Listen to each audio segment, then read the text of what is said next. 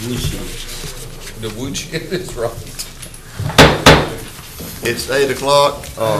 Time to go over the agenda for today's meeting.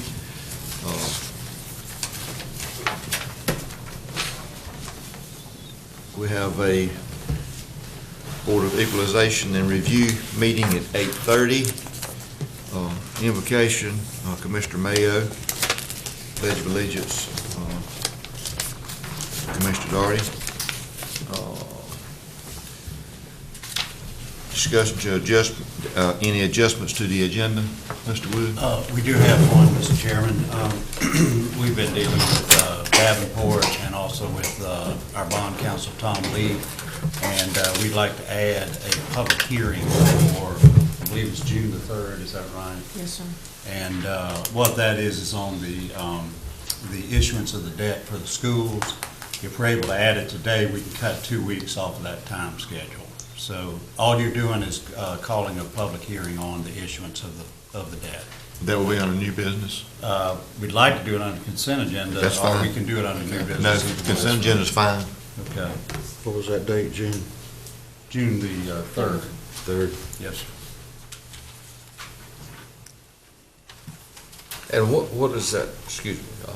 The process calls for a public hearing on it, and it's the issuance of the debt for the 2 new middle schools.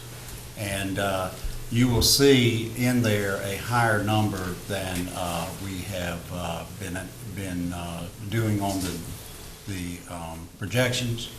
And the reason for that is you want to make sure you've got it covered. We don't have the bids yet. The schools will be getting the bids shortly. So the bond counsel and Davenport recommends you put a higher number. So I don't want anybody to get excited about that. You're only going to issue what you need. But you don't want to start a bond process and then find out you're short. So I just don't want you to get nervous about that number.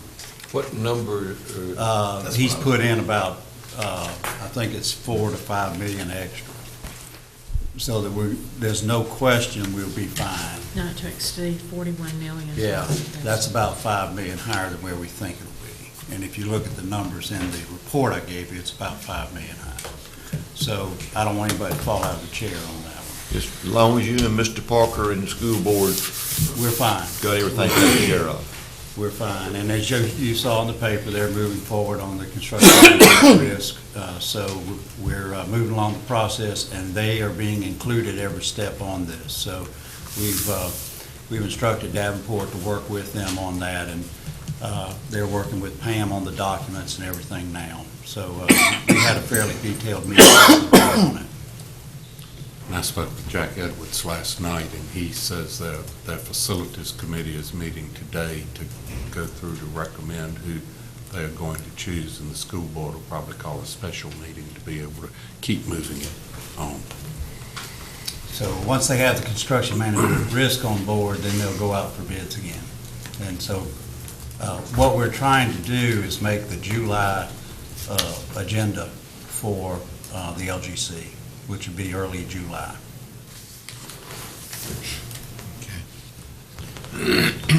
Any other adjustments to the agenda? Okay, and we need approval of the minutes for the May 6th meeting. Special recognition, George, you going to take care of that Yes, for sir. us, please? Yes. Mr. Mayo, you got some appointments this morning for the appointment committee? Yes. Sure do, Mr. Chairman. Okay. Unfinished business, do we have any unfinished business? Mr. Wood? No, sir, not that I'm aware of.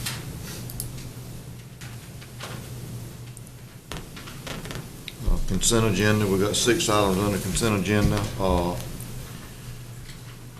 run through them right quick. The Berkeley Mall firework resolution, that's just a requirement that they have to have their fireworks for any occasion. And I think they have to get a resolution Yes, sir. for each time. Yes, sir. All right, Wayne County ABC Board, 2014-15 travel policy. I think this is probably a issue that has to be taken care of every year. Yes, sir. Okay. Establish a public hearing to receive public comments on a request to rezone 3337 US Highway 13 south from residential agriculture 20 to village district to community shopping, and village district to community shopping. Excuse me, Mr. Chairman, what's the date of that public hearing you request? June 3rd. Yes. Okay. Item number 4, appointment to Nahana Fire Department District Commissioner, that's the Tax District Commissioner. Number 5, establish a public hearing to receive public comments on a request to rezone 5413 US Highway 117 north in Pikeville from residential agriculture 20 to community shopping. Any questions on that? I did have a question on that. That would be, from what I could see on the map, there was almost across from the high school, Charles B. Aycock High School. And I'm just wondering why that would not be in Pikeville's zoning versus the county zoning. Isn't that in the city limits of No, it's not. Pikeville? It should be in there extra. It's in there. It hadn't been given to him. It had. So it's. Well, it'll have to be, won't it? Yeah. Okay. So the county had established zoning because of the school Yes, and had not been transferred over. that's right. Okay, all right. Clarifies that, okay. Thank Thank you. Number 6, we just added the June 3rd, public hearing, on the school system. Any other questions on that? Okay, new business. This is items that has to be acted on. Motion to adopt resolution to continuing endorsement of North Carolina Eastern Alliance Corporation. Mr. Mayor, you want to make any comments on that at the meeting? Yes, I would like to, Mr. Chairman, if you would. I had planned on possibly looking at this at a later date, and this was just I sat on the Eastern Alliance Board, and the reason was that I'm not sure that the fee schedule that the NC Alliance has adopted for years to come, I'm not sure that the commissioners are aware of what this means. In other words, we can probably go ahead and do the resolution, but there's a lot more information that needs to come before a decision is made, really. That's why most of the counties have been lagging. We've only got 3 counties that signed a resolution because some of these bylaws are still being sort of finalized. For example, and I'm just going to bring this up because I think it's clarity that is what we need. At our last meeting of the NC Alliance, we adopted, after your initial, 3 or 4 years of free, if we sign up before June, if we become members before June. But then the fee for Wayne County, and it's been voted on at 30 cents per capita would be the fee in the future. And Wayne County would be at $37,109. That would be every year after the initial free years.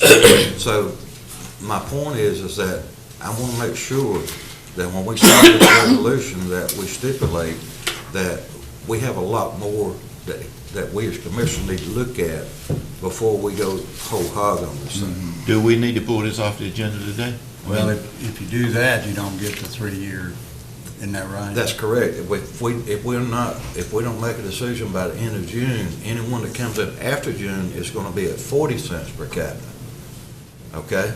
So if we get in before the end of June, then we will get 3 years of no charges. Then these figures that we're looking at here will pick up after that point. So I just want to make sure that we're clear as to what the future is. Well, and I've got an issue there with, I appreciate the 3 years, but we're putting the burden on the next people that's going to sit in these seats right here, whether it's us or somebody else. Well, let me say this, the WCDA, the Wayne County Development Alliance, and Impact Wayne, in other words, we may have to take this, and I'm just making suggestions here, I'm just thinking outside of the envelope. The county and the WCDA may be willing to share this expense, okay? Well, So- and the other thing I did want to point out to you is, by my understanding of state law is you have to belong to one of these regions. And so what's really going to dictate that fee in the future is their budget. Yes. So the way to control that fee is to be involved and make sure you're reviewing that budget every year. Right. About what's in it and what they're trying to do and that sort of thing. But, Gordon, correct me if I'm wrong, I think we have to be in one of these. I think that, yeah, but what Chaffee has said in his cover memo here is that they're still working on the memo of understanding, and that's going to be a commitment for 5 years. Yes. But you can get out of it after 2. Yes. When they start charging you, if you didn't want to pay, if you thought they were ineffective, you'd then be able to get out of it. Right. And the way you get out of it is you request a transfer to another cog. Question, does this resolution lock us in today, or is this just a support? Is this all this is, or, Well, it's not the MOU. that's what I'm. So You we're have not to, locked- you we're have not to locked come in. back and approve signing the MOU. Okay, I just wanted to be sure. That's why we felt like we probably, I mean, Ray's point is valid. Yeah, I And you understand want to exactly what double you're talking check all of that and make sure of how, their budget and all of that. But that's what's going to drive the fees. Well, about. I just like to see what we're going to be responsible for before we lock ourselves in anything. But if this is just more of a support thing, I'd But the key to it is like, Mr. Wood said, we either volunteer to go with this particular group, or we end up with Raleigh or someplace. Yeah. And you're probably a bigger fish in this one. Yes, that is correct. Mr. And Mayor. what I had, Think like I do, I like to be a big fish in a small pond. yeah. That's right. That's right. What I don't want to be Yeah. going west. And that's exactly a good point. What I was thinking about, before we sign the MOU, if we can and have time, Yeah. I would like to have John Chafee to come and do a short presentation Yeah. just on the fees, because that is changing. It actually changed the last meeting we had. Right. And so, that way, all the commissioners are clear as to what the NC Alliance is all about, Mhm. what we're focusing on, That's right. and what the fees will be in the future. That's right. So, can we? I agree with that wholeheartedly, and I think he should give us a copy of the proposed budget, because that's what's going to drive it. Yes. Mr. Kelly. But I definitely would say that you don't want to be going west. I've been in a metro one with Charlotte, and, everybody else is along for the ride. Mr. Wood, are we currently having any payments to NC East? No, So there were no fees or anything there? no. What we did is we took the eastern region, which is gonna dissolve June 30th. We already had the NC Alliance in place. That, actually, when the eastern region was formed back in 98 or 9, they actually went ahead and set up a nonprofit, the NC East Alliance, and it's been dormant. So what we did is we just took all the administrative stuff and moved it over to the NC East Alliance that was allowable by law. I understand, but the counties did not contribute anything for the operation of NC East? Not yet, no. Well, how did what was their source of revenue? The monies that we were able to transfer over that belonged to the eastern region but did not belong to the state. Maybe I'm using the wrong term, that eastern region. Did we make any contributions to eastern region? No, because it was funded by, state funded from the license plate sales. Yeah, they've got a $7 million. $5 per license fee. Plus a $7 million startup. Plus a $7 million startup. So a lot of this cross-allocation money that we've been applying for is from the state side of the eastern region. But we haven't had $5 license plate fees for years. so No, but once- Something had to They- pay they- for their operation of their budget. They been self-sustaining, because keep in mind, whenever the Eastern Region loaned this money out as the Eastern Region, they were getting a percentage rate like a bank, And the state fund them every year. and the state funded them every year. So we never contributed anything to it. No, Okay. but now we're going to a nonprofit, as the NC East, and Secretary Decker's already said that the NC Alliance will be part of Commerce as far as consulting, as far as information east of I-95.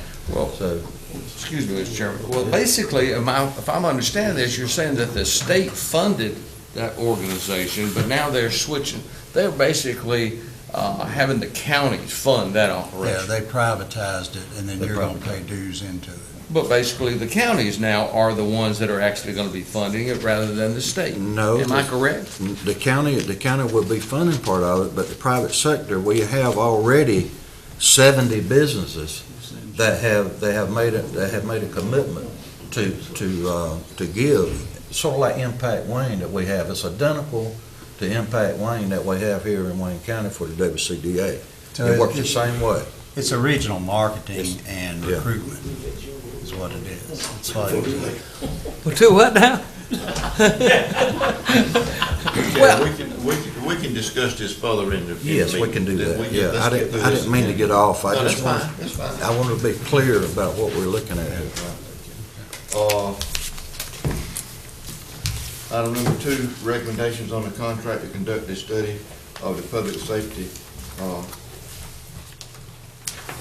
answering point, TSAP, I think is right, PSAP.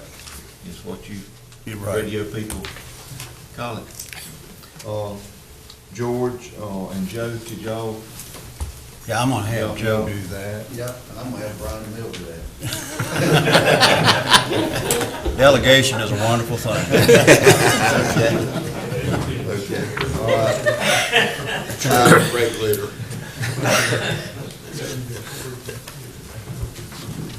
We're going to do that now? You You wanna go over it now? Just I was brief. gonna ask any questions, if you had any particular questions. If you want not, we'll to go answer over it now, during the if not, meeting. I'll wait. So we'll wait. Yeah, let's wait. Let's just wait and do it during the regular meeting. Okay. Item number 3, recommendations on medical insurance plan for the fiscal year 2014-15. Right, Mr. Chairman, I'll handle that one. Budget amendments, you don't have any today, right? Ms. Hope take care of the budget. I'm gonna get some help on that. You get some help on that? Okay. I have a couple questions on when we get there. When we get there, you got some I questions? got some questions.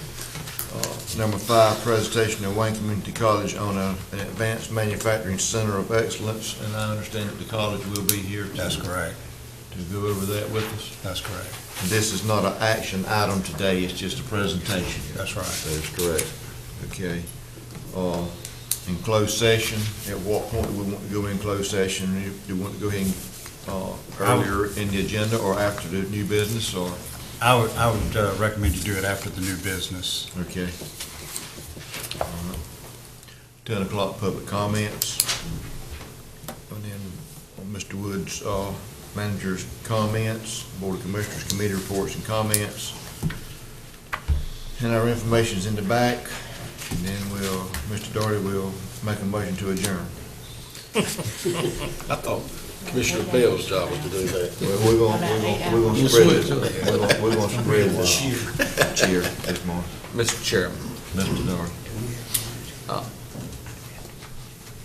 Mr. Wood, I had a question on the information that we received here on the personnel changes. And primarily, it was on the classification of Steele Memorial Library branch manager was hired on a part-time basis?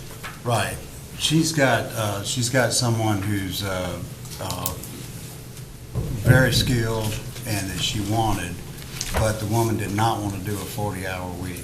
So we've got someone else who will be there, who has an MLS, who will be there as one of the staff people, so it meets the requirements of state law, but she wanted to do that and hire her for 32 hours a week.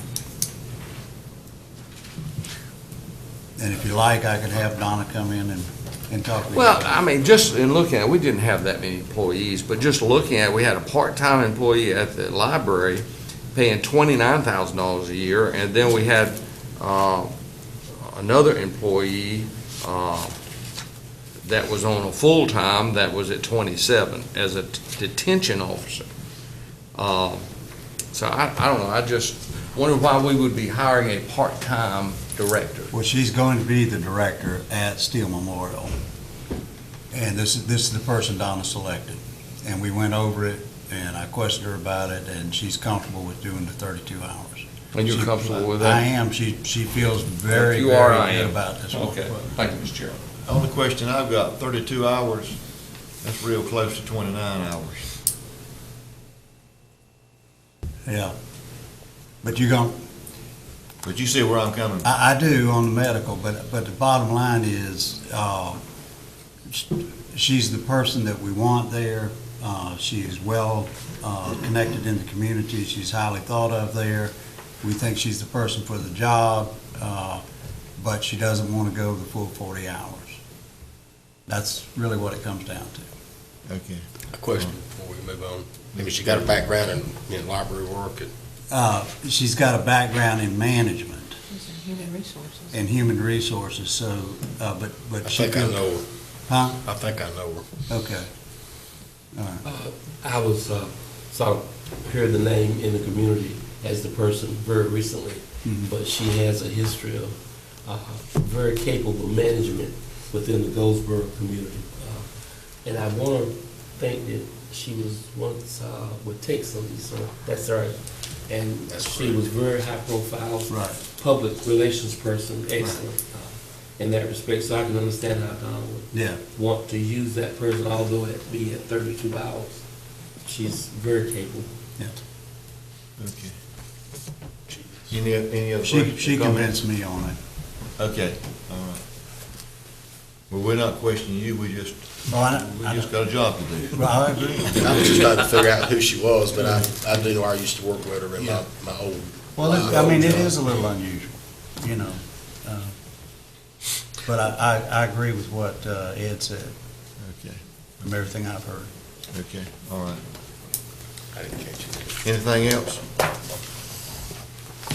Okay, we've got a equalization and review board at 8:30, we've got 5 minutes. Mr. Brigg, I'm gonna make a phone call. Okay. You have anything else, Mr.? No, sir. The only thing I was going to tell you under my comments, I'll go ahead and do those now, is just say we are through with the budget, and they are printing it up now. So I hope to have it to you shortly. Of course, we'll do the budget presentation for you a week from today, 8 o'clock. 8 o'clock. So just want to remind everybody of that meeting. Mr. And Wood. On that, are you gonna have the directors of each, or managers of each department come over? not at that meeting. What I thought we would do, unless you want to do it. No, I just wanted to know how you plan to do this. What I planned on doing was simply going through the presentation with you. I'm going to kind of walk through the budget, how it's organized, the key points in it, the assumptions that it's based on, and give you a fairly detailed presentation on it. And then typically, what we would do is, if you want to have any work sessions on that if everybody could come prepared to talk about when you'd want to meet, because sometime between the 27th and when you vote on it on the 17th, we can have work sessions if you want to do that. And on those, typically, what I'm used to is that Pam and I would answer any questions that you had, but if you want a particular department head there that you want to particularly look into certain areas of it or something like that, then we would have those in at your request. Well, Debbie Jones from DSS asked me yesterday, and I told her, I said I wasn't sure. Right. And she said, I'll certainly be there if I need to be there. Yeah. I said, I'm not sure. I was gonna ask I that hadn't question. planned on the presentation, but of course, that's up to you. How you I think perhaps the handle it work as far as session, if- reviewing is up to you. Yeah, I think need to have a work session, and maybe that's the appropriate time to bring them over, Okay. if, you know. Well, yeah, because what I'd like to do is go through it and then see what your concerns are, and then we'll bring the ones over that you want. You know, I don't want to have a lot of staff tied up in here if you don't have a problem with anything. Right. There's no need to eat their time up. But if that's agreeable with everybody, we would try to handle it that way. Sounds good to me. That's fine. Mr. Chairman, Mr. I concur. I do not want to go through another process as we did last Yeah. year. So hopefully from our meeting, your presentation, and the work session, we can just hone in on certain items that we Right. might want to talk about. Right. I agree, but I would like to, my feelings is, last year was necessary. And I feel like last year was necessary, but this year I don't. Okay. The one thing I did want to mention to you, I received a letter, and we'll go over this at the meeting, but I want you to be aware of it. I received a letter yesterday from Ken Jones with East Point, and he had tried to call me, I believe it was Friday, and of course, as y'all know, I spent the last 3 days of last week pretty much writing most of the stuff on the budget, so I was out of pocket. But we had put in what we budgeted for them last year, which is about $45,000. They had not made any request up until then, and then we got this phone call saying that, and I got the information from one of our people here, but they followed up with a letter. They're wanting about $370,000, and you gave them about $45,000 last year. And so between now and next Tuesday, I'll be calling them and discussing that. And they wanted to come and make a presentation to you, and our staff relayed the message back to them. I thought the appropriate time for them to come on that is June 3rd, because that's the public hearing on it. And so just like everyone else, I felt like they should do that. Now, if you feel differently than that, we can change that. But I felt like that would be the appropriate time for them to come in and make that presentation. Didn't you state just a few minutes ago that you were through with the budget? Yes, sir. Mr. Haycock, Mr. Bale? I just want to mention what we did last year, and I don't know if all the commissioners realize that or not, but we cut out services for our own people here in Wayne County. We didn't hurt East Point.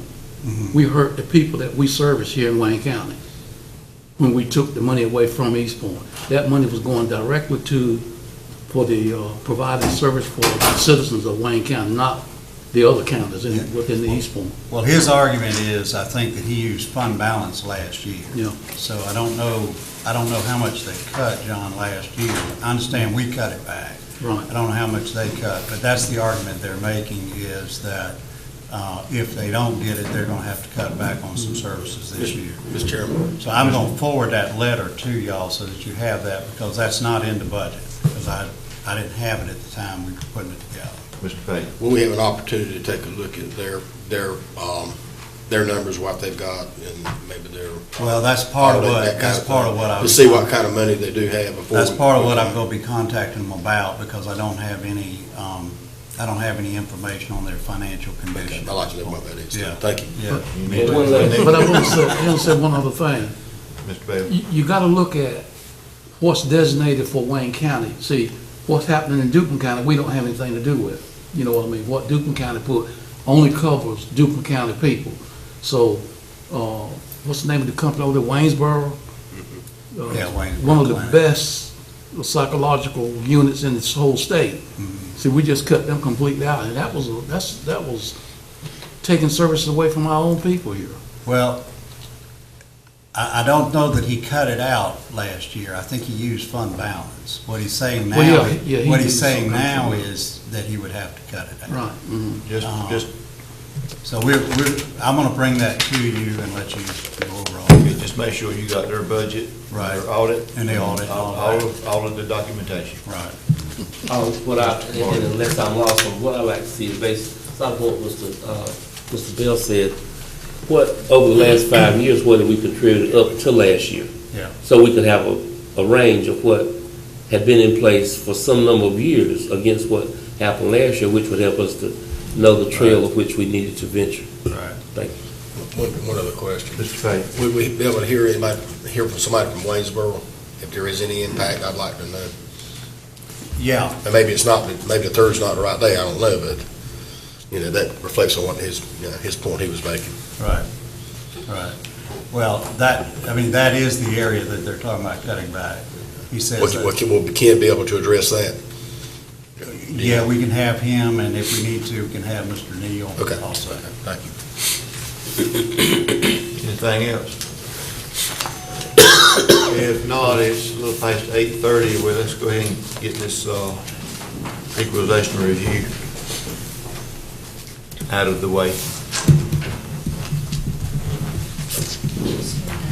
Do we need, Marcia, do we need to officially open this as a, Mr. Ward's in charge. board's going to take care of it?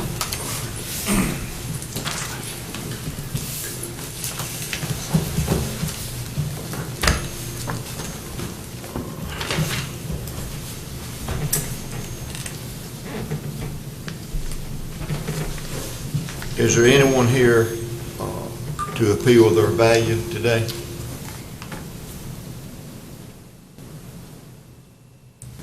If no one, does Alan need to give a brief update on David? Mr. Eckert, when we're doing the reconvening the board, we want to just give you a real high-level brief update of the process. And then, once we adjourn the board for 2014, anyone that has filed an appeal with us, they are in the door, and we will finish going over those. And then any of those that want to appear before the board, we'll schedule those with Mr. Wood, probably at a regular meeting, I'm guessing, for them to come up and appear before you. Okay, And you can handle that as a Board of Commissioners. okay. Anyone have any questions for Mr. Ward? Mr. Chairman. Mr. Am I understanding that we can now adjourn the Board of Equalization Review? What we're doing today is we're going to adjourn the Board of Equalization Review for 2014. Okay. So after today, we can't accept any more appeals. Okay. But going forward, anybody that's already filed an appeal with us, Right. if they want to come before you to be heard, that they've done it timely. Okay. Good. Thank you, Mr. Everyone clear on that? Do I have a motion that we adjourn the Board of Equalization and Review? Mr. Chairman. Before you do that, I'm going to get it, let Alan give you Okay, sort of a all right, highlight, thank you. if you will. Good morning, gentlemen. Very briefly, I think Mr. Daughter and Mr. Mayo touched on this briefly last time. What we've seen now, as you know, our revaluation date was January 1, 2011. That's sort of our snapshot date in time. Everything leads up to that. What we've seen most of this time are people that have bought new properties or have refinanced, and they're getting new appraisals with new values today. And we can't use those. We can't use those values today because we're stuck with 1/1/2011 and all the sales that led up to that date. So I just wanted to clarify that for the media and everybody.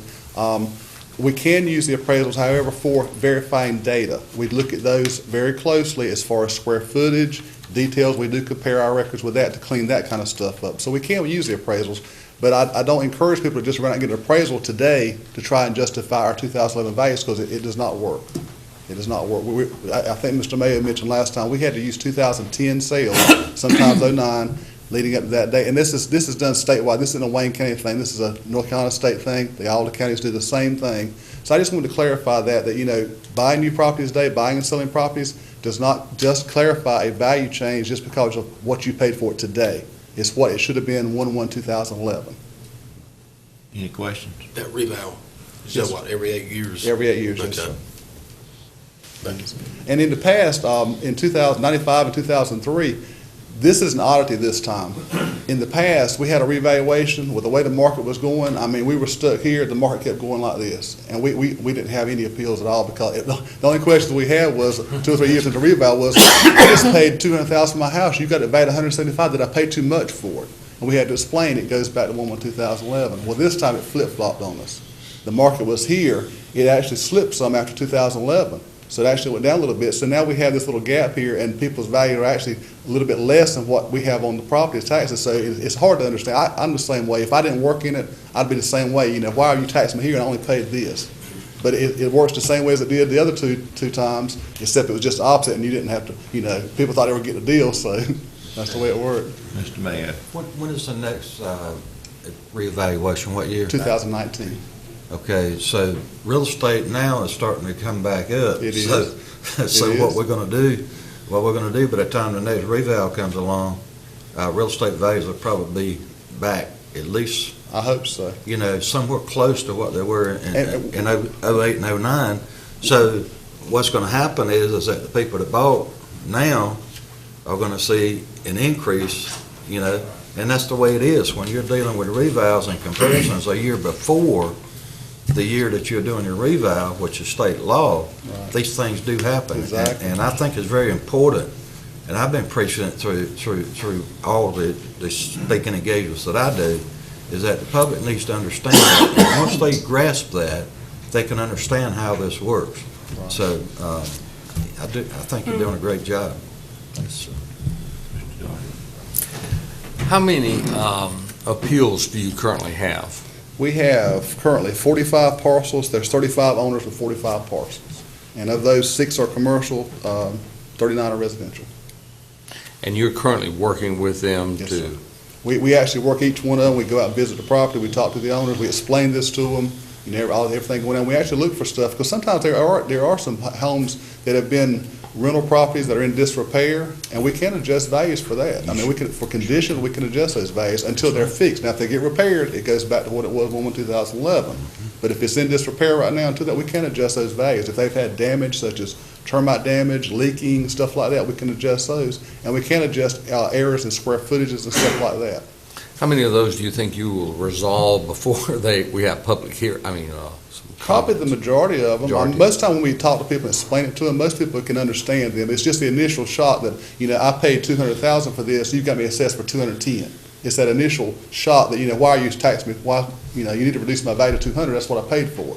You know, you can't tax me for more than what I paid for. And that, once we explain the process, most people will understand that. Now, you may have a few come before you, just, you know. Sure. Okay, thank you, Mr. Chair. I have one other question. Mr. Mayor. Just as a matter of information, I know some counties do a reval every 5 years.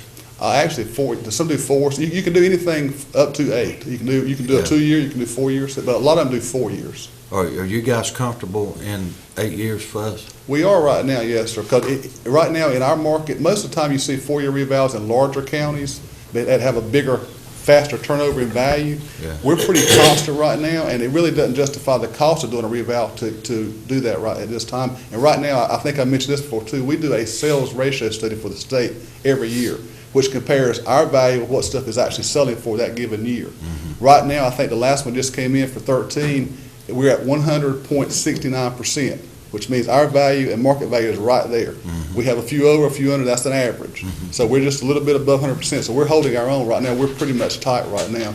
So unless you see a big disparity in that number, there's really no reason to do a revaluation. Ray, can I address that too? Yes, sir. I was in a county with 4-year revaluations, and I don't want to do that. I want to keep the rest of my hair, if that's okay. I don't want to lose the rest of my hair. Well, no, all kidding aside, we did one in 2008, and as Alan said, as you know, that was right after the crash. So we were using 2007 sales, which is still the peak. And so you know what happened is we had people arguing, well, it's gone down dramatically, it's not worth that. And so we switched to a 3-year schedule temporarily and did another one in 2011 because we were so off on the market, it dropped so much. And when we did to 2011, we had the unhappy occurrence that the tax base shrunk by 5.8%. I remember that number distinctly. Because when the tax base shrinks by 5.8%, the tax rate has to go up by 5.8% to break even. And we didn't do that, but we had to deal with that. And that can be millions of dollars. So in a market like he's talking about, the advantage you have is that you bridged because you were on an 8-year thing, for the most part, you bridged the going down and the coming back up. We didn't. We managed to hit it right at the worst possible time. So I don't recommend a 4-year reevaluation. Well, when you look at it, in 8 years, over a 20-year window, Yeah. if you go 4 years versus 8 years, the taxpayer is going to average out the same amount. That's total right. that they're going to pay. Yeah, and Alan makes an excellent point. When you're doing those ratio studies, if you're on the money like he is here, there's really no need to do that. Because it all boils down to being equitable, which means is you may be paying a little bit different what you pay for your property as far as taxes, but if you're in a subdivision and you have like properties, then you should be paying the same thing your neighbors are. If you have a like house, a similar house, everybody should be paying the same thing based on that 1/1/2011 date. That's the equity part of it. What's the cost of doing a reval? What was the last one? That's the good Ballpark. question. We actually did an in-house reval, sort of a hybrid. We hired the commercial out. We got an excellent deal, I think. We had about $500,000 in it probably. If you had to hire a company to do a turnkey, to come in and do the whole job, you'd pay about probably $18 a parcel, so you're looking at about $1.2 million for a county our size. Another reason to put it off 8 years. Yes, Right. Right. That's a good reason. And the law requires you to put in your budget enough to pay, so each year you're having to put in something to pay for your next revow. Thank you, sir. Any other questions for Adam? If not, do I have a motion that we adjourn the Board of Equalization Review for the year 2014? So moved. Who made the motion? One of these guys did. It's about the same time. John made a senior motion. Okay. I have a motion on the floor that we adjourn the Board of Equalization and Review for 2014. Any discussion? If no discussion, all in favor, show sign of right hand. Or don't we do it, or did we vote on it now, or do we need to wait till the meeting? Just now. Now? You're in the meeting, or you were in the meeting. Okay, we were. You're out. We just adjourned. Okay, anyone else got anything before our 9 o'clock meeting? Well, let's take a 15-minute break. You might be interested in. That's the problem.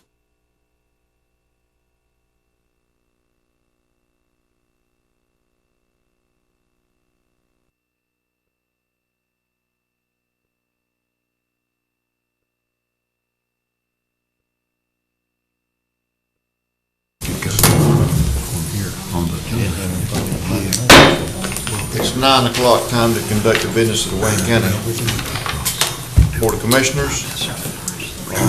Asked if anyone has cell phones or pagers, please put them on the silent mode or either cut them off. Our invocation, Mr. Mayo, please. Thank you, Mr. Chairman. Let's pray.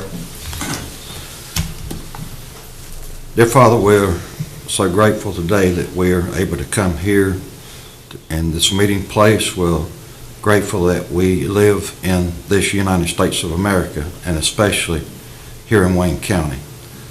Father, we know that you are all-knowingly.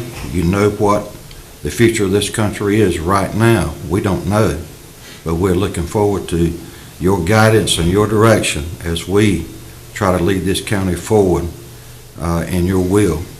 Father, today we know that there are people right around us in this county, in this state, and this nation that are hurting. And Father, we just ask a special prayer this morning that on these ones that have not or have a need, that Father, that you might let each and every one know that you're there with them each and every day. Father, we're grateful that for our military men and women that serve our country.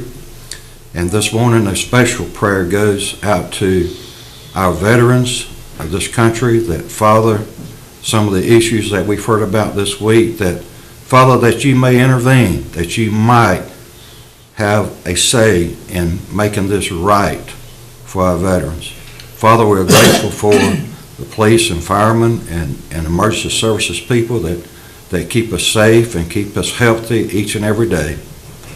And Father, as we commence this meeting, that you might give us knowledge, that you might give us the wisdom that we need to move this county forward in a way that is pleasing to you.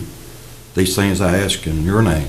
Amen. Mr. Daugherty, name, please.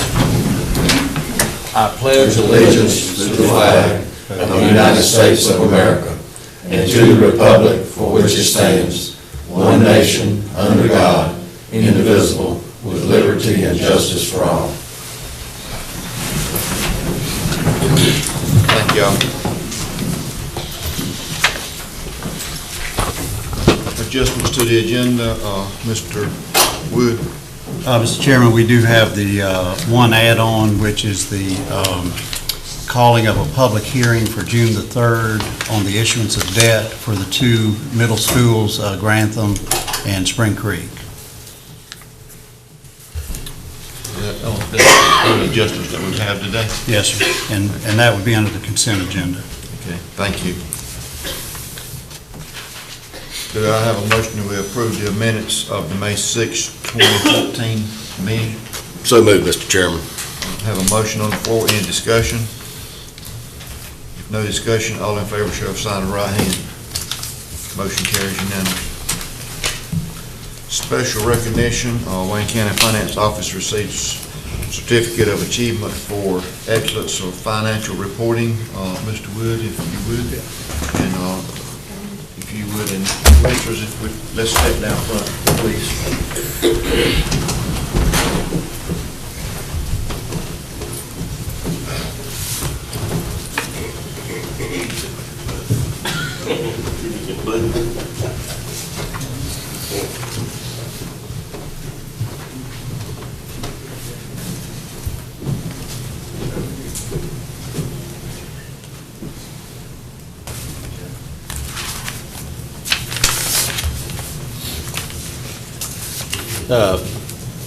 Mr. Chairman, it's my pleasure to call on Pam Holt to come up, please, our Finance Director.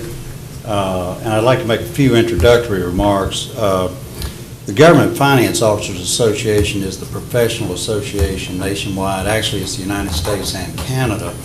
This is their professional association for the training of government finance officers. And, of course, Pam is a member. They have two types of awards. One is for the Distinguished Budget Presentation, and the other is the Certificate of Achievement for Excellence in Financial Reporting. And what this means to you and the citizens of Wayne County is that this is the highest recognition this association gives to its membership if you have an audit, a comprehensive annual financial report that goes beyond just an audit but has detailed information explaining the financial condition of the county. And it's our privilege and pleasure to present this to Pam on behalf of the county for the work that you and your staff have done. I believe this is 18 consecutive years. I'd like the finance office to step up because I don't deserve the award by myself. It was not only the finance staff, but every employee in the Wayne County that helped to get this award. Very good. County. Congratulations, Francis.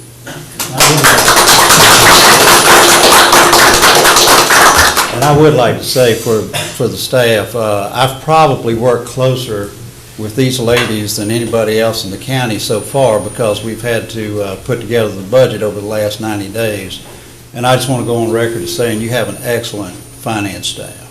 They're all extremely good at what they do. Thank you for all you do.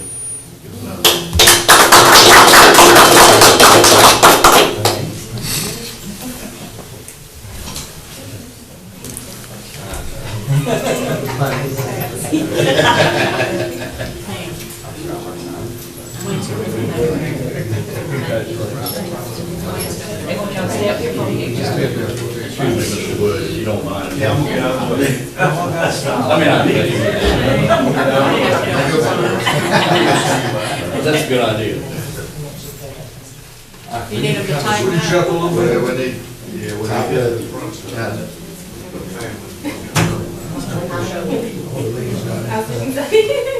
All right, here we go. In 5. Thank you. Thank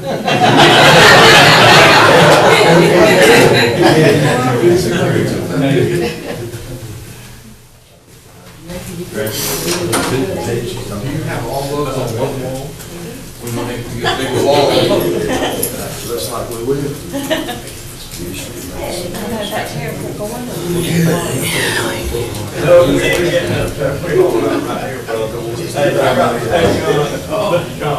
I got my hands full.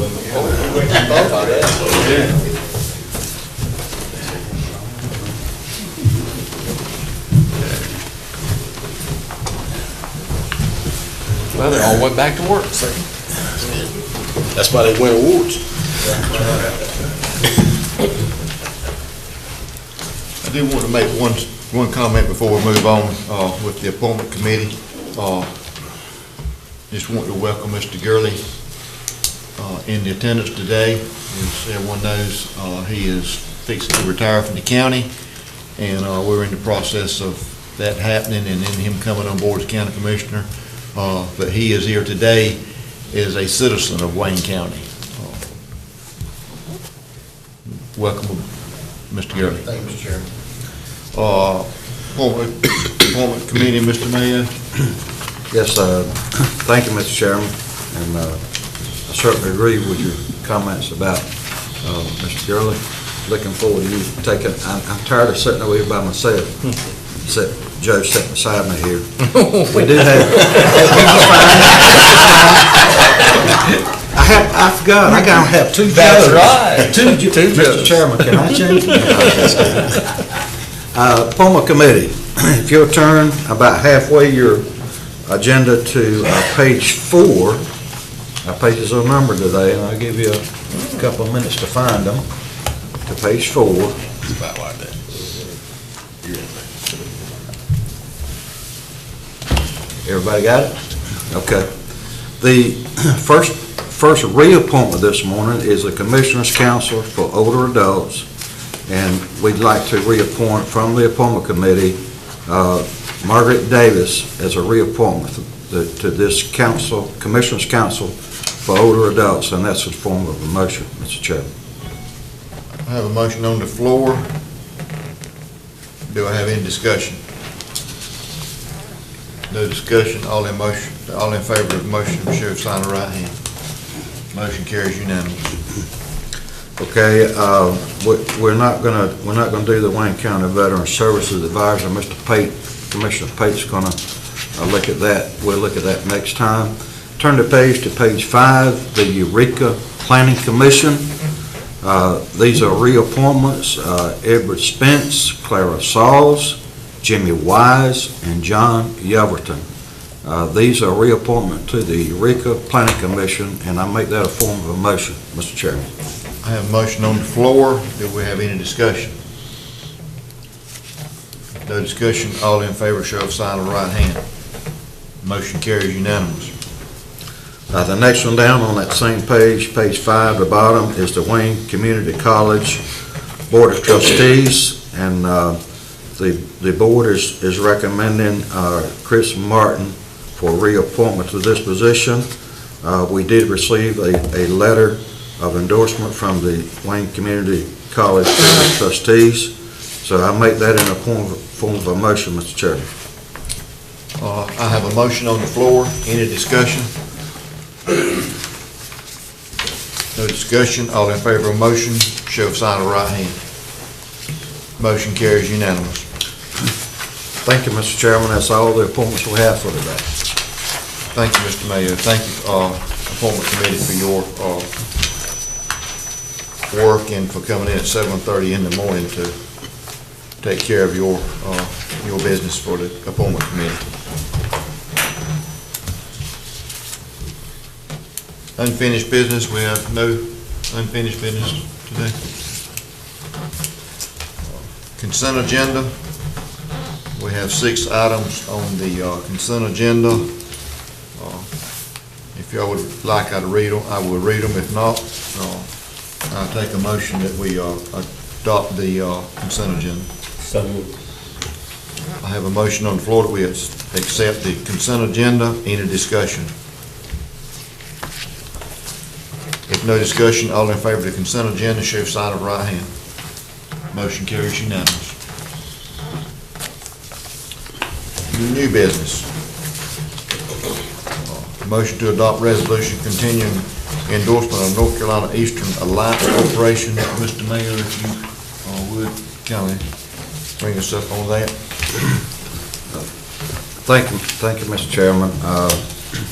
As you are aware, the Eastern Region is going to dissolve as of June 30th, and the NC Alliance has already been established as a nonprofit, private-public partnership to continue the services that the Eastern Region did do that was funded by the state. So we feel like, and I'm on the NC Alliance board also, we feel that Secretary Decker and Commerce is saying that the Eastern Alliance is going to be part and needs to be part of what the state is looking at for economic development in eastern North Carolina.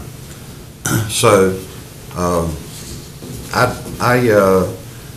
know that once we do this resolution, once we vote on this resolution today, before the MOU is signed, I would like to suggest that we have John Chafee, who's the CEO of the NC Alliance, to come and fill us in on the fees that may be occurring in 2 or 3 years, and just give us an overview of what the future holds as far as our participation and what it may cost us as a county.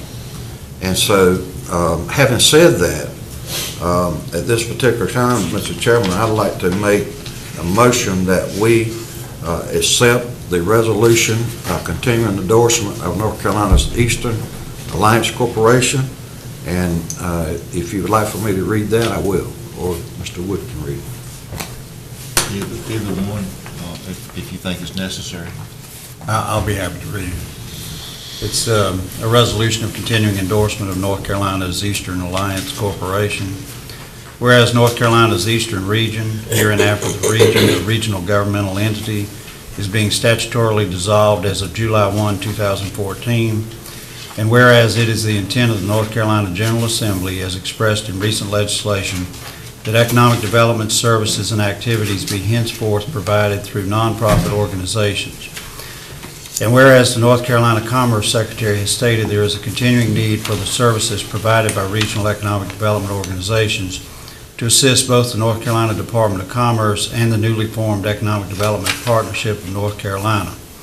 And whereas North Carolina's Eastern Region Corporation, doing business as North Carolina East Alliance, hereinafter the corporation, is a nonprofit economic development corporation created to promote and encourage economic development within an area heretofore served by the region. And whereas Wayne County, hereinafter the county, has had a long-standing beneficial relationship with the region and with the corporation. And whereas the activities, functions, personnel, and assets of the region have been effectively transitioned to the corporation, and the corporation will continue, consistent with its bylaws and charter, to seek to advance economic development in and advocate for eastern North Carolina, including in the county, following dissolution of the region. And whereas the county has been an integral part of transitioning operations from the region to the corporation, and the county desires to express its support and endorsement for continued successful operations of the corporation. Now therefore be it resolved that the Wayne County Board of Commissioners does hereby endorse the continued operations of the corporation for the purpose of advancing economic development in eastern North Carolina.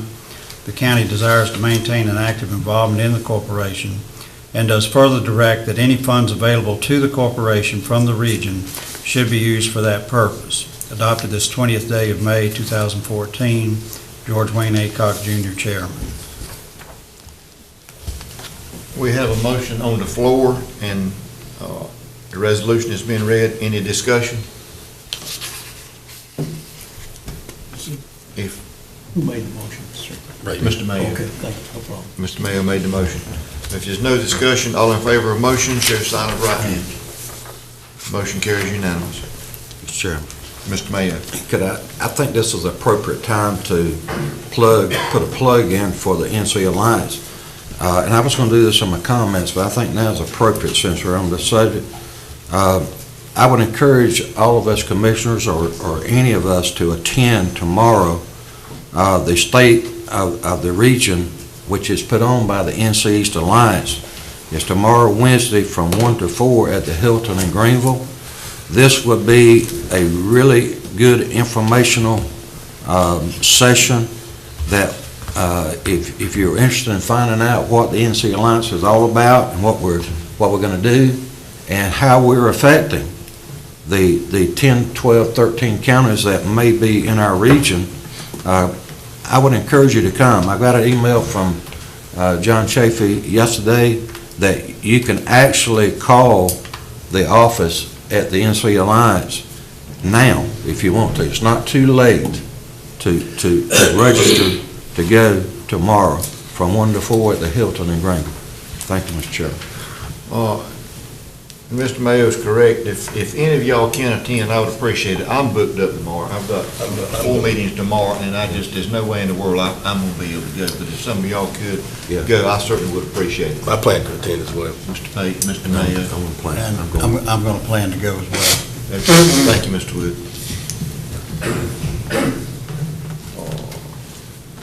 Item number 2, recommendations on a contract to conduct a study of the public safety answering point. Mr. Wood and Mr. Gurley's staff, if y'all would. Mr. Chairman, I'm going to turn it over to Joe and his staff, but obviously we're recommending some funding that's currently remaining in his budget to conduct a PSAP study, and I'm going to let them go into the details on that. Good morning. Good morning, Brian. Good morning. I guess I'll kind of start out with a little history of the 911 Center since I've been involved and been in charge of the operations side of it anyway. But, you know, several years ago, it's been almost 10 years now that the county consolidated all the 911 centers in the county. When we done that, we had 6 personnel at the time. Today, we currently run 6 personnel today. As time has gone on and the more involved I've got into the 911 side of it, being involved in the state chapters of APCO and NENA, and also at the national level, there's a lot of change coming to 911. Some good, some we've got to wait and see. But there's a whole lot of change coming. The biggest thing right now is what they call next generation 911. Our center right now is prepared to move that way, but at the same time, this is bringing in a whole different era, a different technology than what everyone's used to, and it's basically coming in from public demand.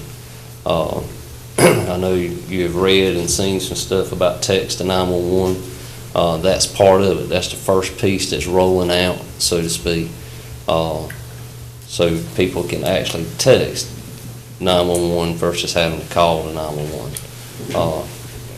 It's got some advantages. I think it's got some disadvantages to it. There'll have to be a big public training, so to speak, of when to use it, when not to use it, and that kind of thing.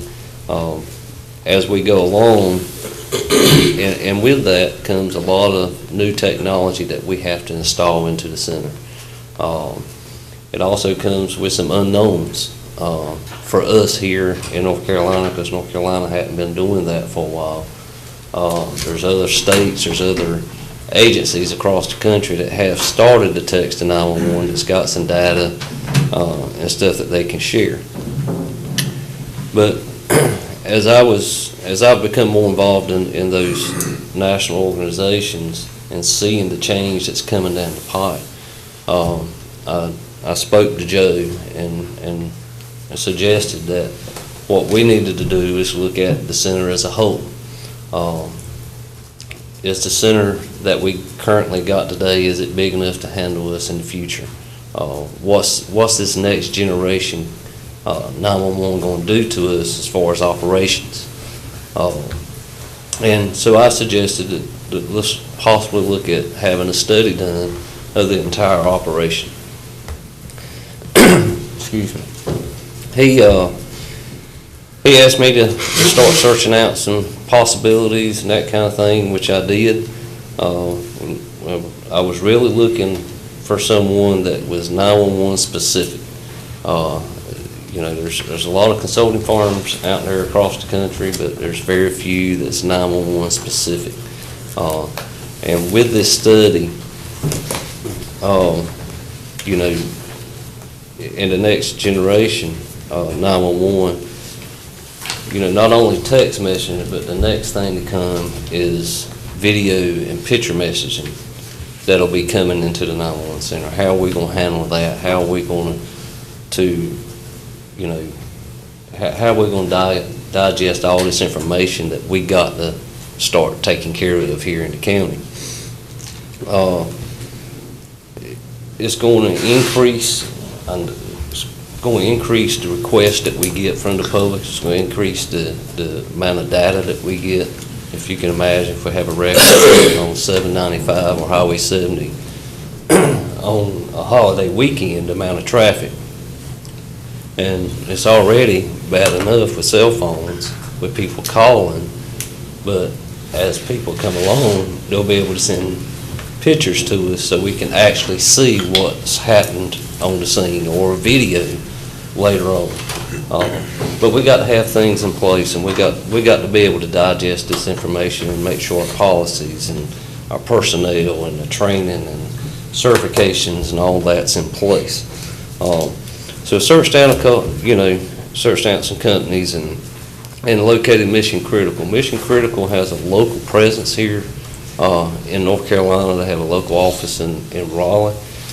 They also have worked on several projects here in the state and currently working on several projects here in the state that they have secured grants from the North Carolina 911 Board, from the restricted funds. I know we've talked about restricted funds on several occasions.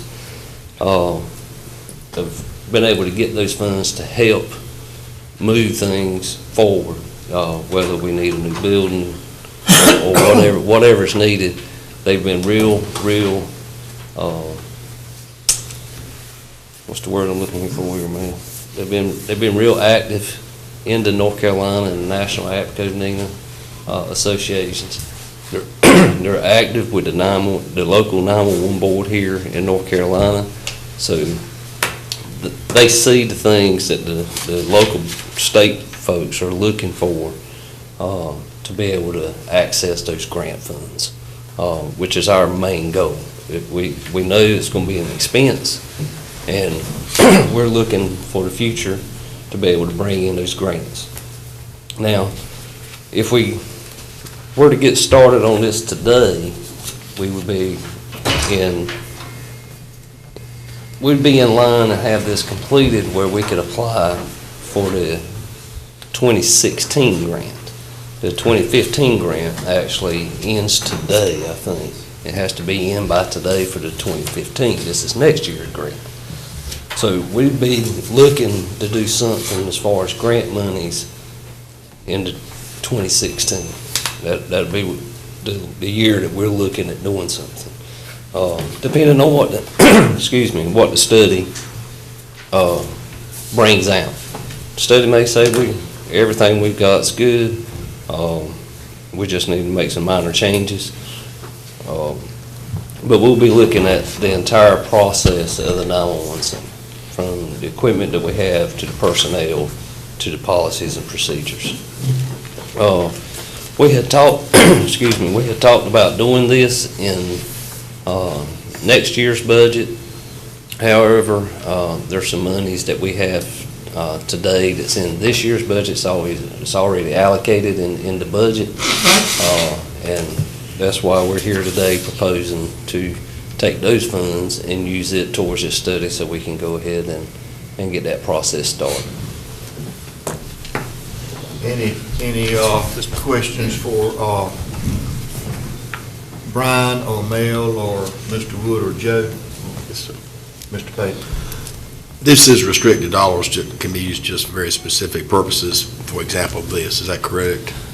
The Is this some of that 911 dollars that are, you know? the money for the study is not. Okay. That comes from general fund budgeted money. What we're looking at is what processes and what equipment and buildings and that kind of thing. As you know, most of you have been to the 911 center, and the area is not that big, and we can't expand where we're at. So We're looking at future, we're looking at needs. future plan, future needs, where we need to go, and what's it going to take to get where we need to be. The text and the messaging and the pictures and that kind of thing, is that going to be mostly just, most likely taken care of with new software?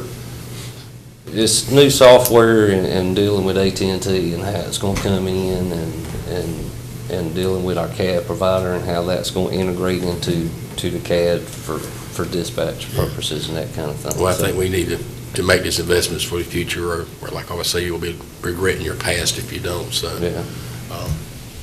I was just curious, thank you. Mr. Bailey? Just to piggyback on what you said, I saw this on TV yesterday. The young ladies, the two young ladies, one of them was shot 3 times at Virginia Tech. And this stuff will be mass produced starting July the 1st. They will start mass producing. It's already been approved all the way. And I was shocked to hear you talk about this because I just saw it on TV yesterday. And they will be able to take pictures, GPS direction, and all that stuff will be in play. Yeah, this has been a big push on the national level for the last several years, and it's just it's becoming fruition now. It's becoming reality. You mentioned grants. Is this study to assist you in getting those grants? Yes, with the study, we'll be able to take the information that the study comes back, that we get back from the study, and be able to put forward to that grant. It also, and like I said, Mission Critical has a real close working relationship with the state, and they have secured several grants throughout the state for building buildings, consolidations, new equipment, etc. Are they going to assist you in applying for the grants? Yes, they will assist. So They will guide us to what we need to do for the grant. So the cost of this is $48,150, and it's coming from your existing budget. You just reallocate it. Reallocating it from what it was allocated for, and just reallocating it towards this study. And how long will it take you to complete the study?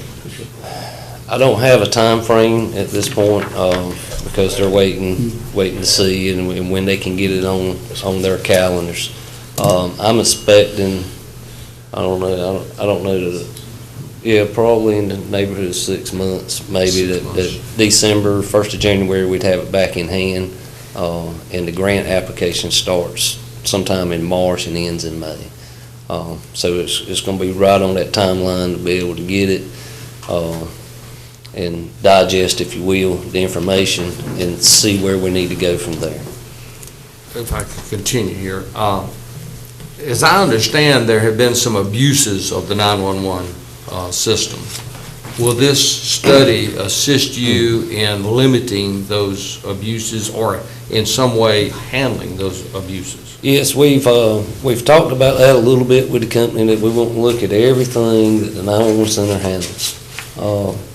We currently handle a lot of administrative lines. There's a lot of rollover that comes into the 911 center, and we want to look at ways to eliminate that, or at best reduce that dramatically, to enable the telecommunicators to be able to concentrate more on the 911 side and the dispatching of responders. What are some of those administrative calls that you're getting? You're saying it's a good number of those. What are those?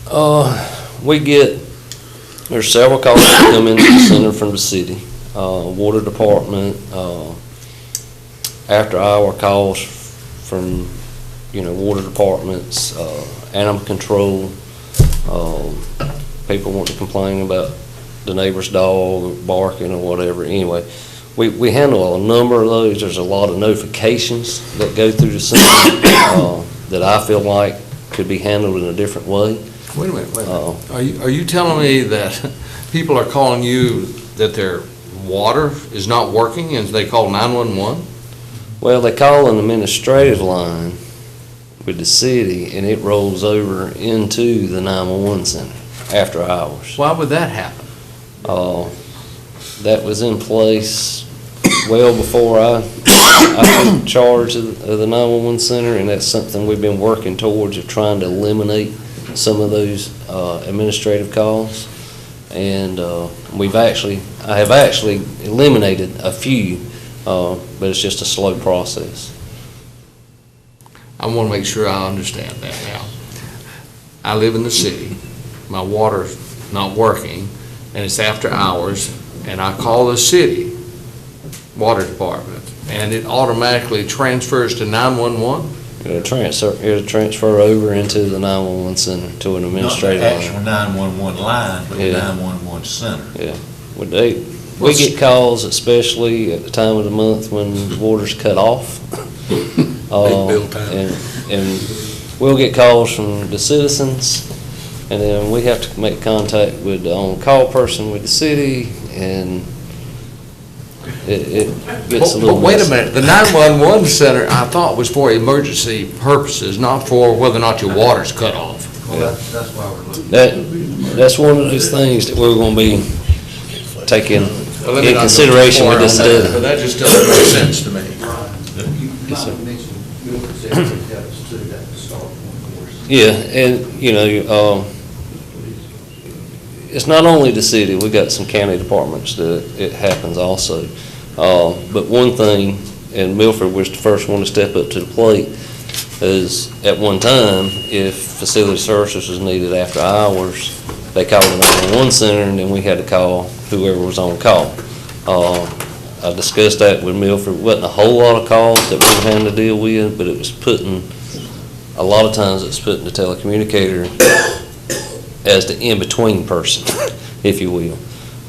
So Milford stepped up to the plate, and now anybody at any time in the county that needs facility service calls this particular number, and it does not filter through the center anymore. So that's a few calls that we've knocked out. And there's been a couple other calls that we've kind of cut down on as far as notification wise. Sure.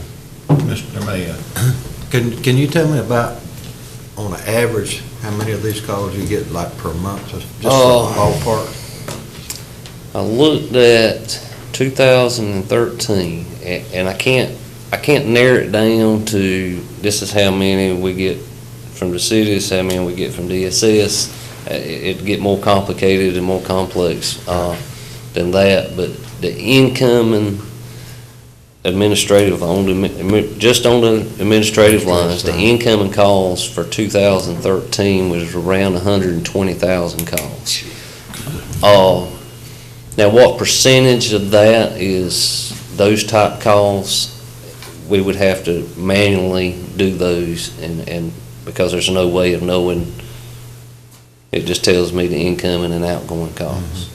Mr. Mayor. I want to ask another question.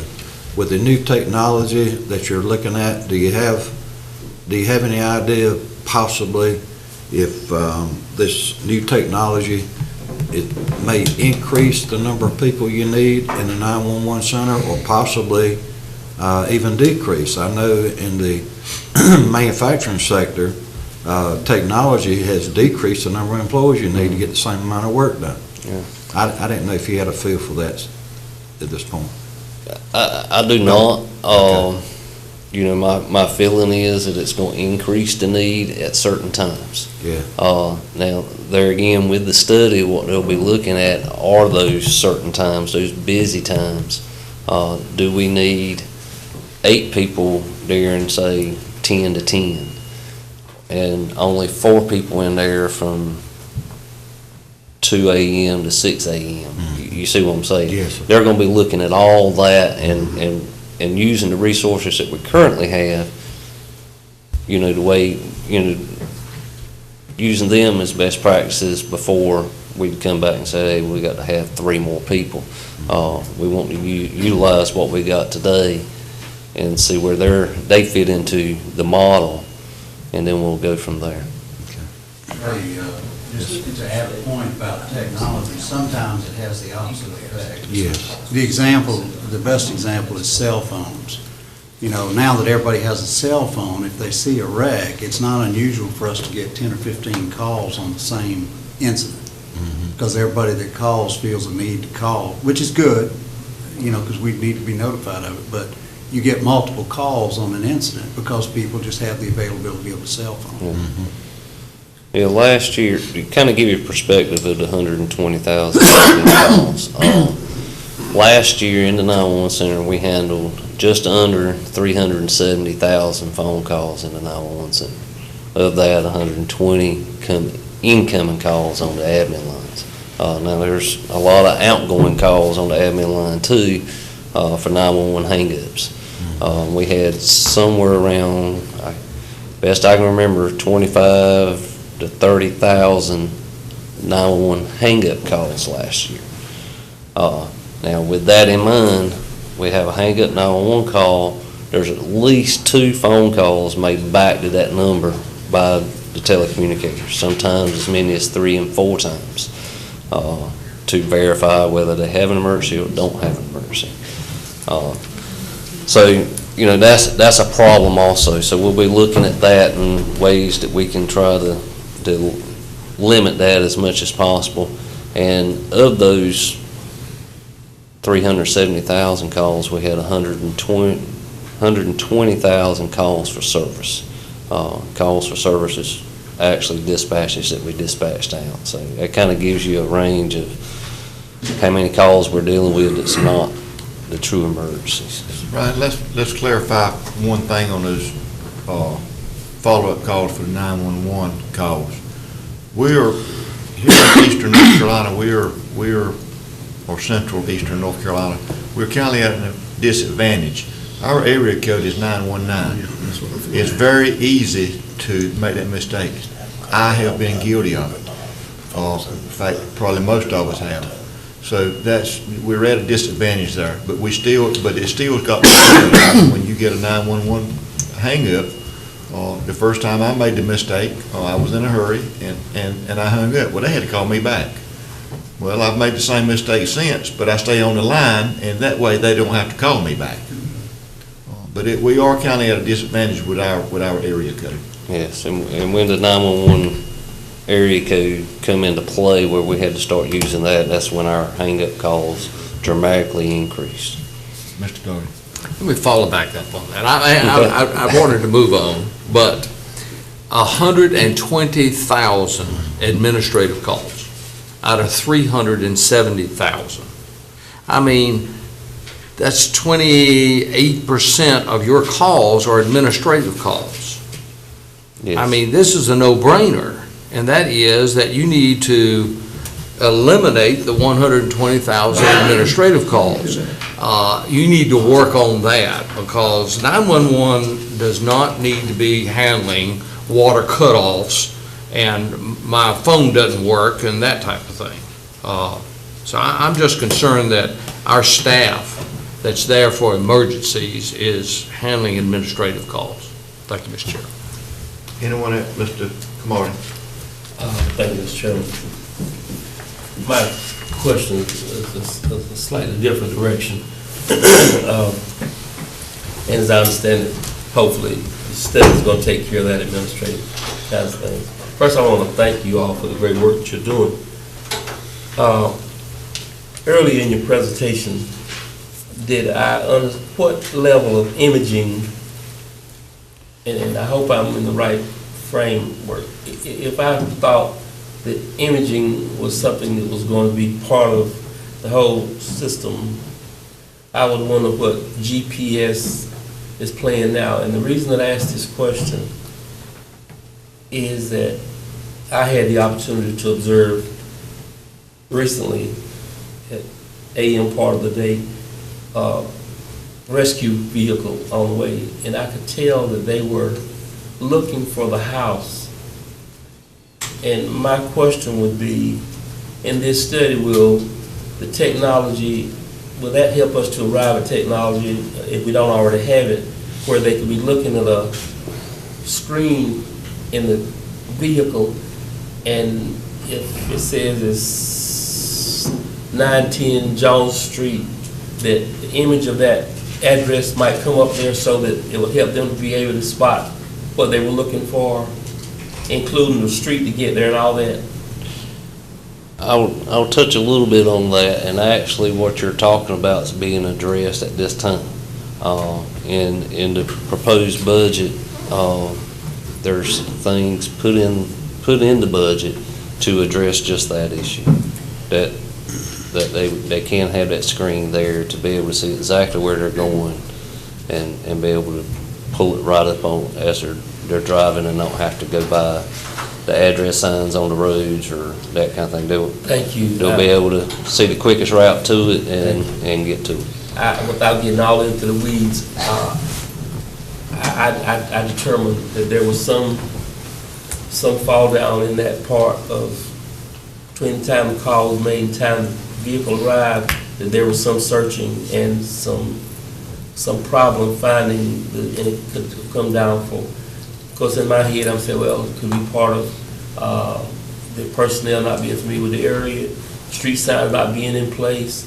But when I turn on my phone and I put in an address, you know, that lady in that tower in that satellite, she's saying, turn here, turn there, bear to the right, bear to the left. And right. I don't mean to be too humorous about it, but it's kind of, you know, you're sitting there listening to it in the car, and it's one of the greatest pieces of technology I think I've ever seen. So whenever we're talking about a study, I want all those new age things to be included, and I would not want us to short shirt the study and not include everything that will cause our healthcare providers to be able to arrive as quickly as possible in a sure direction as possible. Yes. Whenever we need that.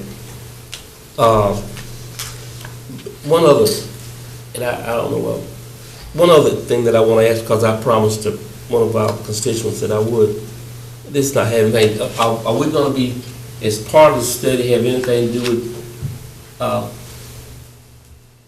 studying the cost of the trip itself? And the reason I ask this, one of our constituents said that a ride was going to cost her $700 if she had come in on the rescue vehicle. Now that's a total different area than what we're talking about here. We're just talking about that's the EMS. That's on the EMS side. That's just strictly EMS. That's on that side of it. So that you're not dealing with that doesn't have anything to do. This That's is just a 911 operation. operation. If it was another area that may need another question some other time. Anyone else? I just would like to follow up on Mr. Cabarty's first comment. They are in the process of testing some equipment now.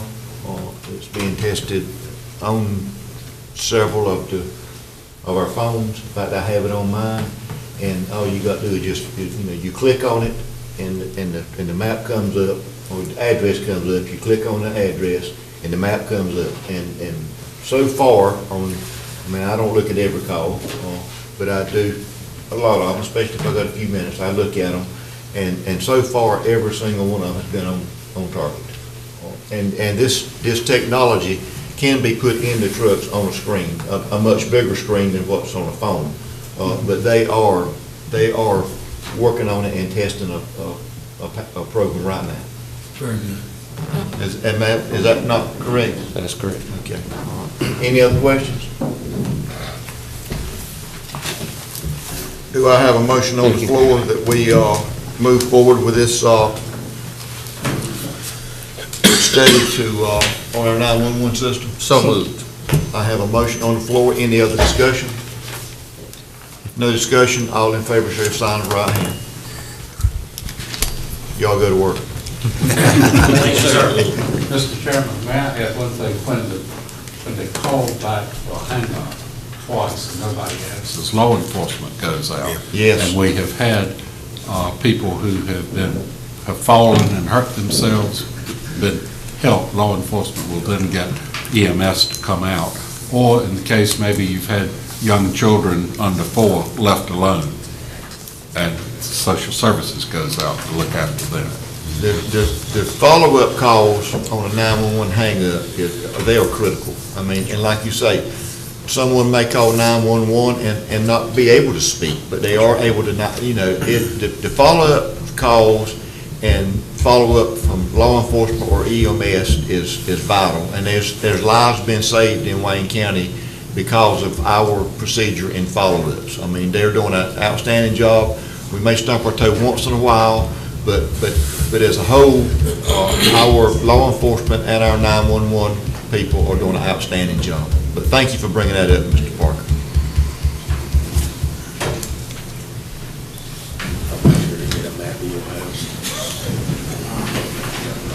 Item number 3, recommendation for medical insurance plan for the fiscal year 2014-2015. Mr. Wood. Thank you, Mr. Chairman. I've given you a fairly detailed memo in the packet that goes over all of this, but basically this is the annual renewal on our medical insurance.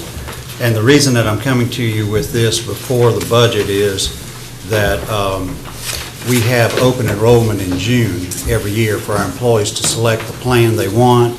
And so we really need to have any changes in the medical plan done in April or May of each year. And of course, I didn't get here until the end of February, so we needed to make the changes, and I needed time to review it. Let me go over this briefly with you, and just to refresh your memory, the county does not operate on a premium-based plan. We are a self-insured plan for medical insurance.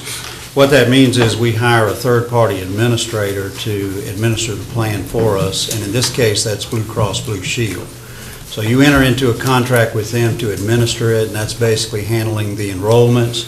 They also review all the claims that come in, and they also have a contract. We're under them to use their PPO network, which is the Preferred Provider Organization Network, and that gives you about a 40% discount over open market prices from hospitals and physicians. So you use the third-party administrator. Once the claims are adjudicated, we're responsible for paying 100% of those claims once the employee meets their deductibles and copays. So the question becomes, what happens if you have a catastrophic claim? And to handle that, you have specific stop-loss insurance, and that cap for that is $100,000. So once we pay out $100,000 on a claim, the reinsurance kicks in and covers the rest of the claim. Now, in the past, you've been using an additional stop-loss, which is called an aggregate stop-loss. And what that is you take 125% of the estimated claims for the year that the premiums are based on, which means you would be having an extremely bad year. And then you would cap those claims. So in addition to the individual stop loss, the aggregate stop loss protects you if you were to have multiple bad claims. What we've found through the years is that the aggregate stop loss is rarely, if ever, used. They set the threshold so high that it's virtually impossible to meet it. So I'm recommending that you do away with that, and that'll save $46,890 in premiums. We were under a similar plan in the county I was in before, and we dropped the aggregate about 4 years ago. And we've never come close to reaching that threshold.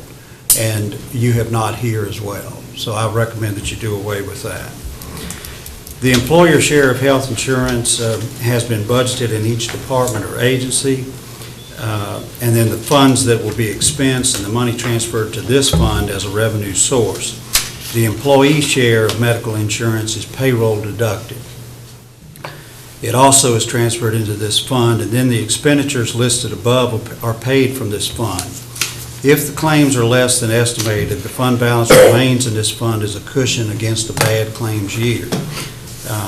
The county offers our employees the opportunity to payroll deduct into a flexible spending account, and for that you have a medical, for medical reasons they can deduct up to $3,300, and for child care expenses up to $5,000. The advantage to the employee is that they don't have to pay federal income taxes on that money. And the advantage to the county is it doesn't have to pay FICA taxes on it. So the county provides debit cards for our people to use there, and that's much more convenient because then they don't have to file every time they fill a prescription. They don't have to file paperwork to get their money back. They just put it on that preloaded debit card. And that amount that they are deducting from payroll and putting aside is preloaded on that card for them. Mr. Chairman, can I ask a question? Yeah. Mr. Doherty? On the flexible savings account, spending account of medical up to $3,300, that will be their deductible amount? Yes, they pay into that. So they That pay is into not that? a cost to the county. That, they select how much they want to set aside, and that's payroll deducted. They sign up for payroll deduction on that. They do the same thing on the childcare. So if they want to do $1,000 a year on it, they sign up for $1,000.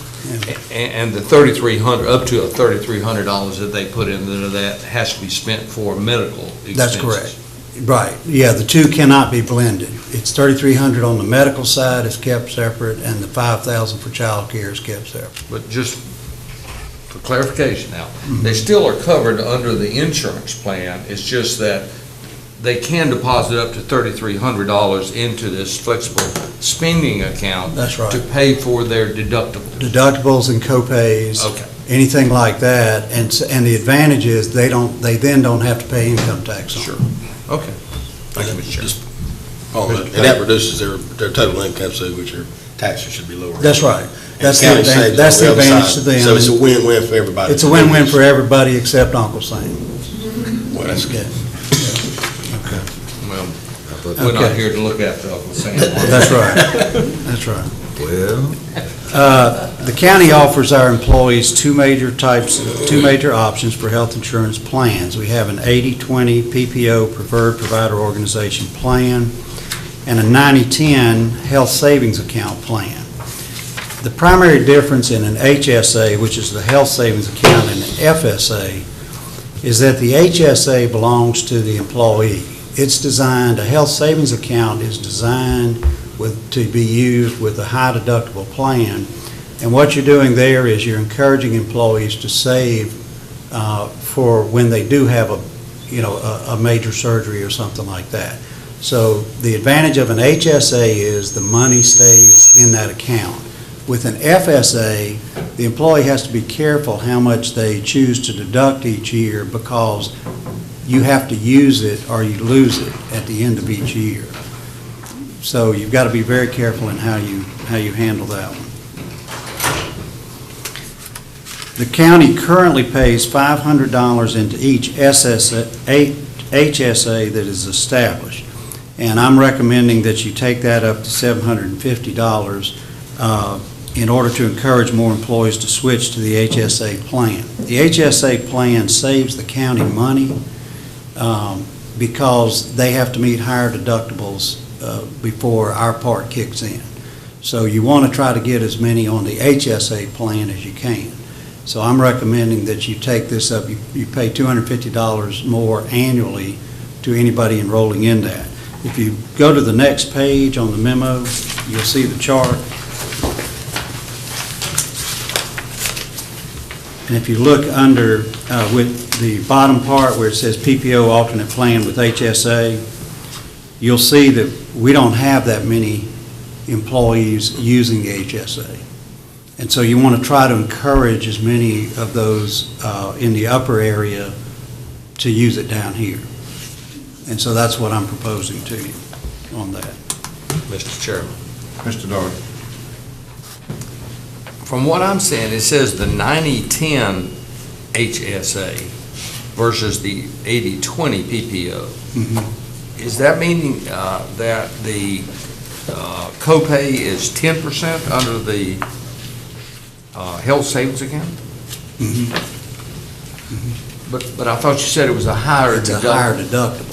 So the deductible, what is the deductible on that? Well, I didn't bring all of the details with me, but I don't recall right now, but I can get that for you.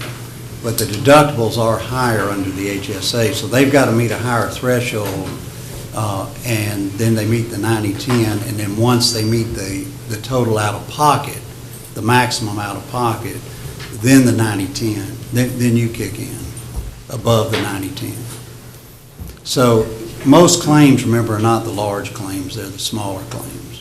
And so that's where you save the money, is in multiple small claims.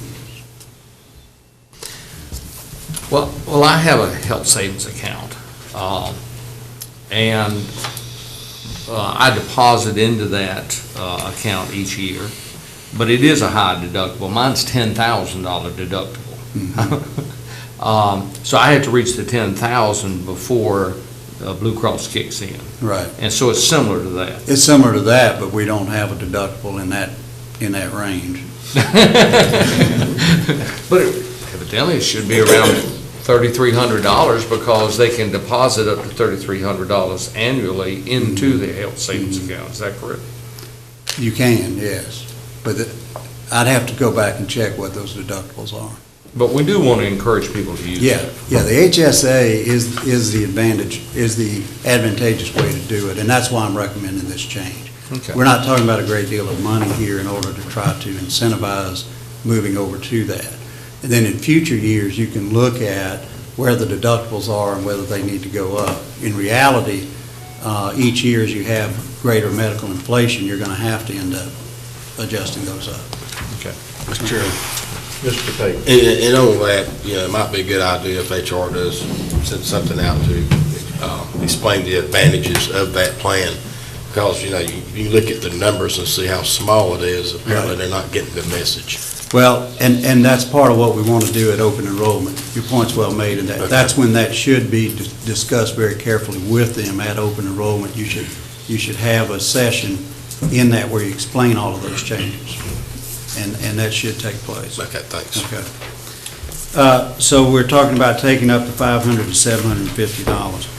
The county's been budgeting $600 per month per employee for medical insurance. Because we've built up a reasonable fund balance and our recent claims experience has been good, I'm recommending that the premium be decreased by 6% to $565 per month. Now, that's a significant savings to the county in this year's budget because that's the money you set aside for each employee. In addition, I'm also recommending that the premiums paid by employees be decreased by 6% as well. So basically, everything in that chart that I showed you on the next page was decreased by 6% from what it is today. And so there's a savings to the county of 6%, there's a savings to the employees of an equal amount, equal percentage of 6%. I will say this is very unusual because normally what we're facing every year is medical inflation of 8 to 10%, and then you end up typically having to adjust your plan. Going back to the comment Mr. Doherty made, is you typically end up looking at, do we need to increase our co-pays? Do we increase our deductibles? What other ways can we tweak the plan to get that percentage increase down? Because there's no way you can afford year in and year out to eat an 8% increase in medical insurance. You typically would have to get it back down into the 3 to 4% range. So that's the norm. That's what we would typically be looking at. But in looking at this, we've built up a very good fund balance. This still is budgeted to increase your fund balance a little bit, just not as much as it has been. So we feel very confident about that, that we've got a good number there. And so that's what we're recommending to you on that. That is the biggest change in the plan that I'm recommending to you. And just so you know, under either the PPO or the HSA plan, we have 5 different options that an employee can choose. They can go employee only, and if it's employee only, you'll see from the chart that you pay 100% of that premium. Everybody see that under either plan? Yeah. If it is employee and child, they can go with that. Basically, the split there is that the employee pays 25%, you pay 75%. And you'll notice that on all of these, basically the dependent coverage is paid by the employee. The county funds the equivalent of the employee-only share. is how this is set up. So as it goes up, the percentage goes up, because as the coverage becomes more expensive. With the employee and children, it's a 32-68% split. The employee and spouse, it's a 35-65 split, and on the full family, it's a 45-55% split. So I did not change any of the percentages that you had on those. We left it like you had it, which is the county pays for the employee coverage, the employee pays 100% for any dependent coverage, and that stayed the same. We have one other item in this plan that I wanted you to be aware of, and I think it's a good policy. For those employees who have insurance from another source, for instance, if a spouse is working and they have coverage under them, the county will pay them $500 one time per year if they elect to opt out of our medical insurance plan. Obviously, giving them $500 towards helping to pay the premium for them to go on their spouse's plan is a lot cheaper than us underwriting those claims. So, and as I said, if you're paying $565 a month, $600 a month was $7,200 a year. So the other is 6% less of that. I haven't done the math on that, but you're probably paying $6,900 a year per employee. So if they go to another plan for $500, we've come out a lot better on that. And Mr. Wood, we did not have this in our plan. This is new. No, you had this. We already had it. You had this, and in looking at it, that's a very good provision, and I recommend you keep that. Mr. Chairman. Mr. Kamari. Mr. Wood, the $500 that the county provides for each person, that is the same for every employee regardless of? The 565? Are you talking about the 565 we pay monthly? No, you said that, wait a minute. Oh, the opt-out? The opt-out part. Yes, yes. If you opt out, whoever opts out would get the one-time $500 payment. That's regardless of whatever category they That's are. right. All county employees. That's right. Have the exact same. That's right. And every one of these, it's the exact same. Because that's true for the premiums as well. And that's the chart that I've showed you here is a list of the premiums. And I just wanted to, while we're on it, I wanted to go over the chart a little bit more with you. The nice thing about this chart is I think it gives you a good overview of your plan, because it gives you the 10 options that our employees could choose from.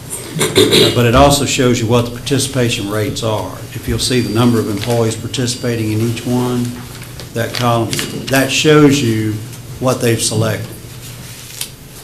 And those numbers are as of through the end of March. So those are updated numbers. And then we'll see how they change once we do open enrollment in June. But as of right now, this is the participation levels in each of the 10 types of plans you have. So, does anybody have any questions on this or what we're recommending? Mr. Chair. Mr. Darby. Would you think that we need to consider possibly increasing the $500 one-time to encourage, should we adjust that figure? We discussed that, but I think the general consensus was that the people who are in a position to do that, I'm not sure that $250 is going to make that much difference. Because their spouse situation is either such that they can do it or they can't. And the last comment, Mr. Chairman, if I'm reading all of that, that was $146,890 that we saved the county as a result of that. So I appreciate that very much. Right. Mr. Chairman. Mr. Payton. Following up on that $500 thing, if a spouse, opted to do that, took the $500 and their situation changed and they can no longer be under the insurance of their spouse, is there a provision that could they come back in? Or? Yes, because it's the same as if you make some of these elections, a divorce, a death, anything like that, that triggers the enrollment being reopened. that might be an important thing for them to know. Well, yeah, and at making that decision. point, and that's a county policy, so at that point, obviously, we're not going to penalize an employee and leave them bare like that. We would allow them, they may have to reimburse a portion of the fee or something, but we certainly aren't going to keep them from having medical insurance. Great, thank you. One final. This is just a question, Mr. Manager. What triggered you to look at this, to work on the change? Was it something that was a national movement or something you brought from another county to look at this? I'm just curious. We do it every year as part of the budget, and what drives that is trying to save money, to be honest with you. And a lot of this is my experience in other counties. I've had self-insured plans in the last 3 jurisdictions I was in. So this is kind of a culmination of different policies that we've seen have worked. So basically, what we had in place was pretty good. It was very good. Very good. Yeah, what you had was very good. And what we really looked at primarily was you built up enough fund balance that you don't need to keep adding to it at the level you were adding to it. If you think about it, what you're doing there is you're taking more money out of the general fund, basically, and you're putting it over into the health insurance fund. And you don't really need to do that. Ultimately, if the health insurance fund, if you had 2 or 3 extremely bad years back to back and the health insurance fund needed money, your backup is the general fund. But there's no reason to be putting excessive amounts of money over there and not earmarking it from the general fund. And as I say the general fund, but it's primarily, that's where most of your employees are. You do have employees in some other funds, but it's primarily out of the general fund. Because when you move it out of the general fund into the insurance fund, that's a restricted fund. Then it stays there. It stays there. It stays there. And so what I'm saying is you want to be at a reasonable level. You've been at a reasonable level, but you've got enough reserves built up now. You don't need to add to them at the level we were adding to them. Okay. And we did the same thing on the workers' comp, by the way. We've lowered that premium as well. Mr. Mayor. Just one question. I'm comparing this to what small business like ours fall under. An employee's health, overall health, is there any place in here where that is taken into consideration, like small businesses, like our company is under the age gender premiums from Blue Cross and Blue Shield? Your age, if you're older, your premiums are much, much higher than you are if you're 20. And so I'm wondering, is the person's health at the time they come on to take on the insurance or come in as an employee, is their existing health have anything to do, or it's just a flat premium for everybody? It's a flat premium for everybody, and that's the advantage of being in a group plan for employees. Yeah. Well, we're in a group plan, but we're much smaller. And so our premiums are much, much cheaper going with age gender. Like me, it's out of sight. Right. So, okay, thank you. Mr. Chairman. Mr. Kamar. But finally, the one thing that I believe I picked up out of this, and I wrote, the county and the county employees will see a decrease of 6%. 6%. That is very important, although it may, but every 6% is important, and not just for the county, but especially for the employees. For the employees, that's right. Thank you, sir. And that may encourage some of them to go on to some of these dependent plans as well. Any other comments or questions? If not, do I have a recommendation? Mr. Chairman, I make a motion that we accept this medical insurance plan as presented. I have a motion on the floor. Any other discussion? If no other discussion, all in favor show sign of right hand. Thank you. It's 10:15. We're 15 minutes late on our public comment section. Public comment section is open. Is there anyone in the audience that has anything to say? You're allowed 4 minutes.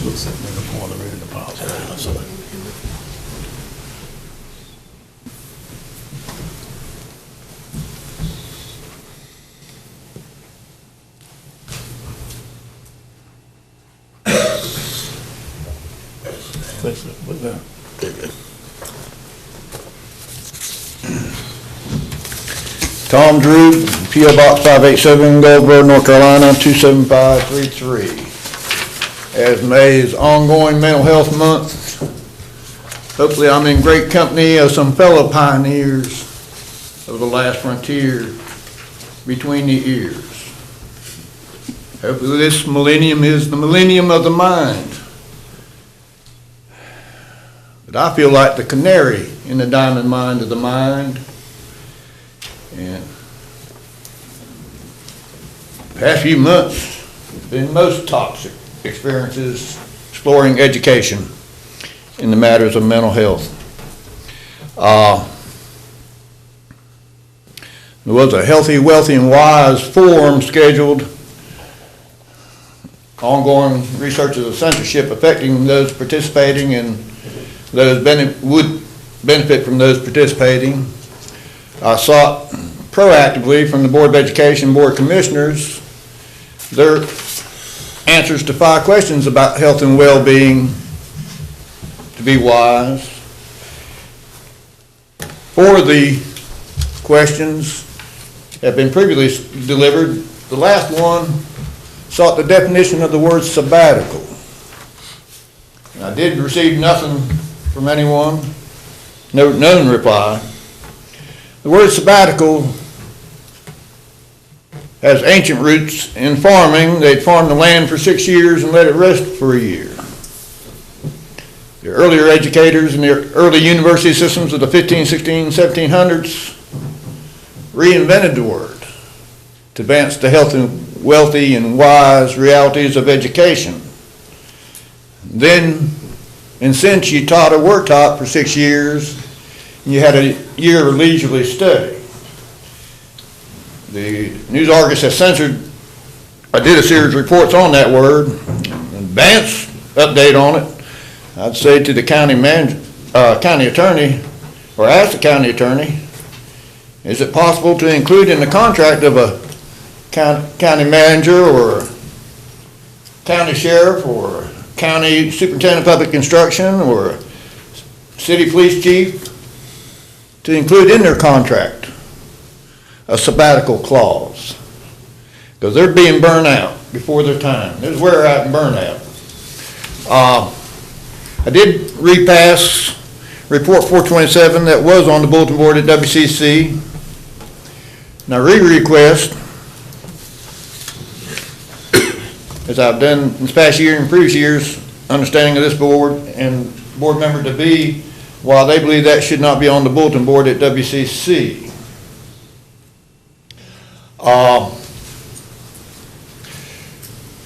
I've asked the News Argus to publish a report why we'll never know why teens commit suicide. East Point did plan a workshop on teen suicide towards the end of April.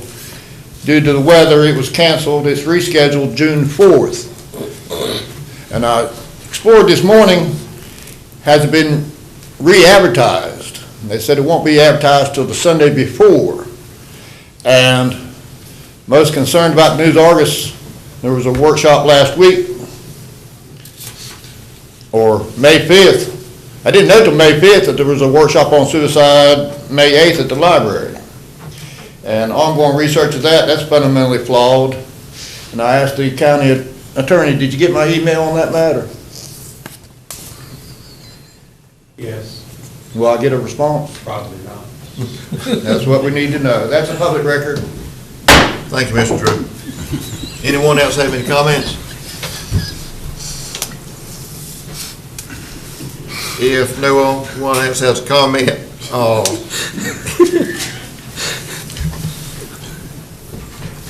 you're not helping me at all. If no one else has comments, public comment session is closed.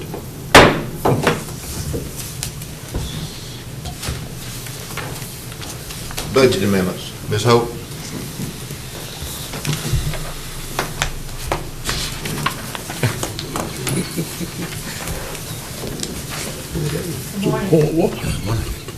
Good morning. Is that better? Good morning.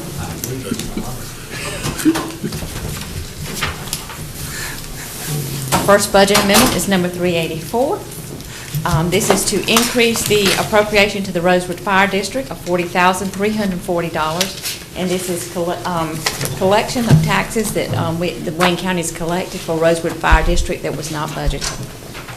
Mr. Chairman, I move adoption of Budget Amendment 384. I have a motion on the floor that we adopt Budget 384. Any discussion?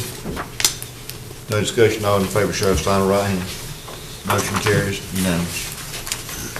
Our next budget amendment is number 387. This is for the Sheriff's Department, and this is to anticipate, we have received these funds, $2,401.03 of an insurance recovery, and to appropriate these funds to maintenance and repairs vehicles. Make a motion to accept, Mr. Chairman. Have a motion on the floor, we accept Budget Amendment 387. Any discussion? If no discussion, all in favor, show of sign of right hand. Motion carries unanimous. The next budget is number 392, is for an increase in concealed weapon permits and fingerprinting. Concealed weapons, $3,010, fingerprinting, $1,940. And the appropriate line items in expenditures. I move that we accept the 392. I have a motion on the floor, we accept Budget Amendment 392. Any discussion? If no discussion, all in favor, show of sign of right hand. Motion carries unanimous. Your next budget amendment is number 396. This is to change the classification within our chart of accounts for, we are now just beginning to, at the end of the year, and trying to audit all our records and make sure we have them in the right classification. This is for increasing the capital line item of $8,673 and decreasing the maintenance and repairs. This is just where we paid it out of a maintenance and repair line item, and the expenditure is a capital line item. This is to get it ready for the audit, $8,673. Pleasure of the board. Make a motion we approve budget amendment number 396, Mr. Chairman. I have a motion on the floor, we adopt Budget Amendment 396. Any discussion? No discussion, all in favor, show sign of right hand. Motion carries unanimous. Budget amendment number 399 is of the same type. It is taking it out of our maintenance and repairs, $106,928, and putting it into our capital line items. One of our expenditures was for infrastructure of $97,280, and buildings $8,948, and this is for audit and accounting purposes also. Mr. Chairman, may I inquire a little on that? Was this some of the repairs to the jail and was classified wrong? It was, and it's interpretation when it happens, but the $97,980 was for the metal ceiling in the first floor of the jail, and the $8,948 was new drain piping to the existing drain in the jail. You're just capitalizing it. Okay. Mr. Chairman, that was the one I had the question on. She and I already talked about it, and she answered it along with that as well. Mr. Chair. Pleasure of the board. I move adoption of 399. I have a motion on the floor, we adopt Budget Amendment 399. Any other discussion? If not, all in favor, show sign of right hand. Motion carries unanimous. The next budget amendment, number 402, is for the Health Department.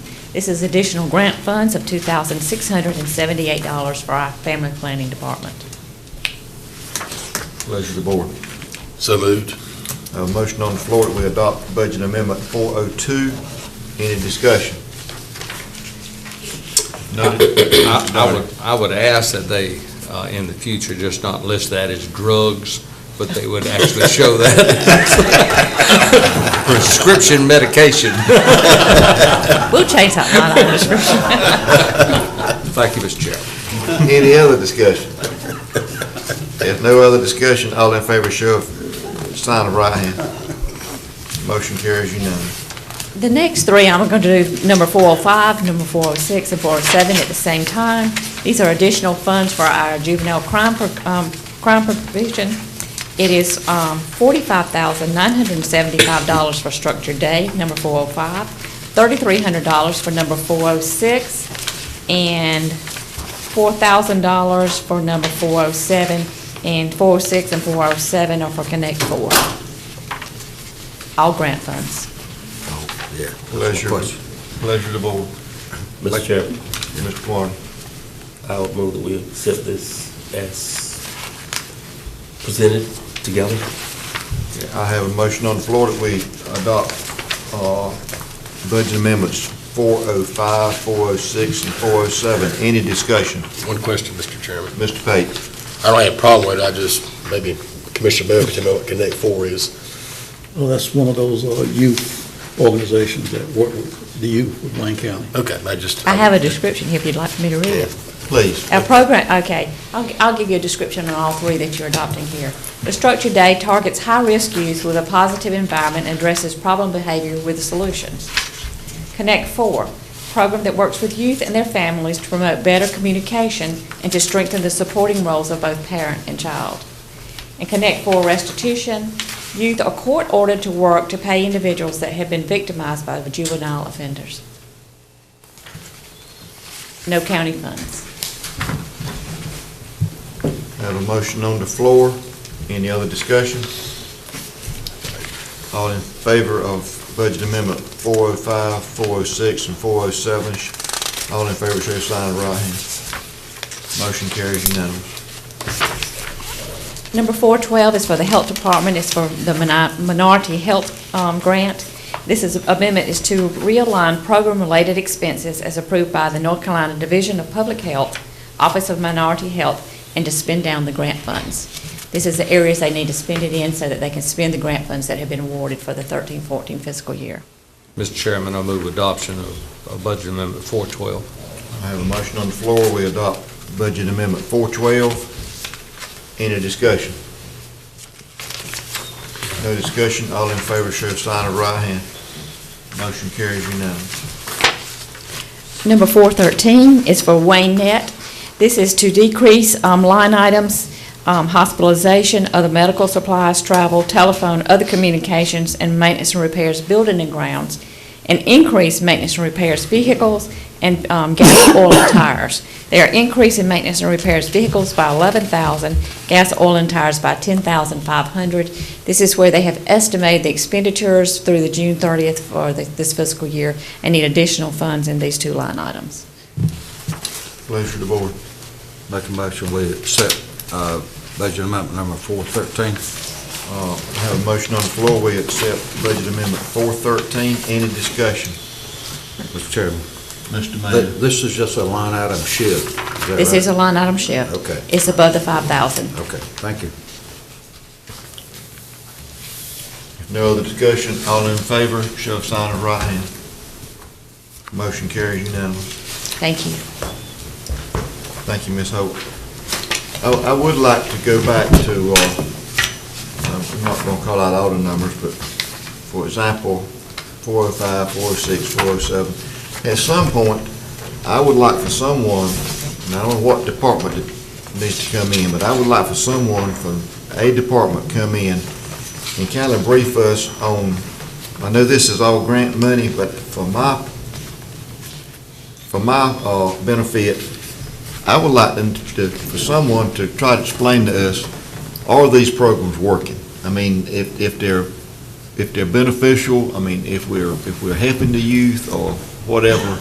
But I just like for someone to come in and verify or not verify that the programs are working. I mean, could that be? Mr. Chairman. Mr. Bell. I will speak to that since I sit on that board. Wayne County is considered one of the top county in the state as far as working with the youth of the county. So these programs does work. Okay, but I still like for someone that's in those programs to kind of brief us at some point on. I think we could get the JCPC Yes. Director. Suda Davis, come in and talk to you. It's not only for my benefit. I mean, the citizens need to know. I mean, it is grant money, but the bottom line is it's tax money, and I just the citizens we owe it to them to let them know, if their money is being spent wisely and if it's benefiting anyone. Thank you, Mr. Chairman. Mr. Kamara. I would just like to add to your thoughts and desires there. There are many programs that's connected. The judicial system, the school system, programs out in the community they're moving children from one place to another, they're doing things with them in the afternoon, and the public does deserve to know this, because we see them moving around and we wonder exactly what are they doing, and it would help for the public to see, Mr. Bell said, the statistics I know speak for themselves, but just out in the public to see where little Johnny is going, how much time is he spending, what specifically of his education process, his development is being helped by which program. And yes, I have worked in a number of them. When you said that, my mind went back to different children that I had been associated with. And yes, you do wonder, what was the long-range good? All the time we spent, how did it help? And if it didn't help, what else could we have added? What else could have been done that we maybe didn't do? So that's a worthy question. I would just like to add one thing, Mr. Acock. Some of these youth, if we did not have these programs, would not have any adult guidance at all. That's true. You know, so. I'm not doubting you, I know. Mr. Bell. I just think we owe it to this board and the citizens of Wayne County for some clarification on some of these programs. Sure, We'll contact her and set that up on one of your agendas then. Okay. Okay, moving on. Item number 5, presentation by Wayne Community College on an Advanced Manufacturing Center of Excellence. I think the college is here. Dr. Alverson, if you want to bring your group up, and this is for information only. This is not an action item today. Thank you, gentlemen. I appreciate it, County Manager and Mr. Chair and Commissioners. This idea of an advanced manufacturing center has been spinning around. Probably those of you who've been around me have known I've been spinning it around for about 18 months. Now that's driven by some really good causative variables. One being that we all know that there is a very huge skills gap in America in advanced manufacturing.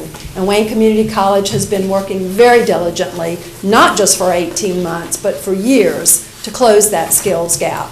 But a more close at home and more recent variable for the concept of an advanced manufacturing center is that over the past 3 years, Wayne Community College, through the help of grants, the county commissioners, and state funding, has invested about $3.3 million in state-of-technology, state-of-art, advanced manufacturing equipment. The kinds of things that can put Wayne County on a map as far as training and education goes. And so what we would like to do today is to present to you and to the citizens of Wayne County that would be looking at this commission meeting our vision for what an advanced manufacturing center in Wayne County could potentially look like.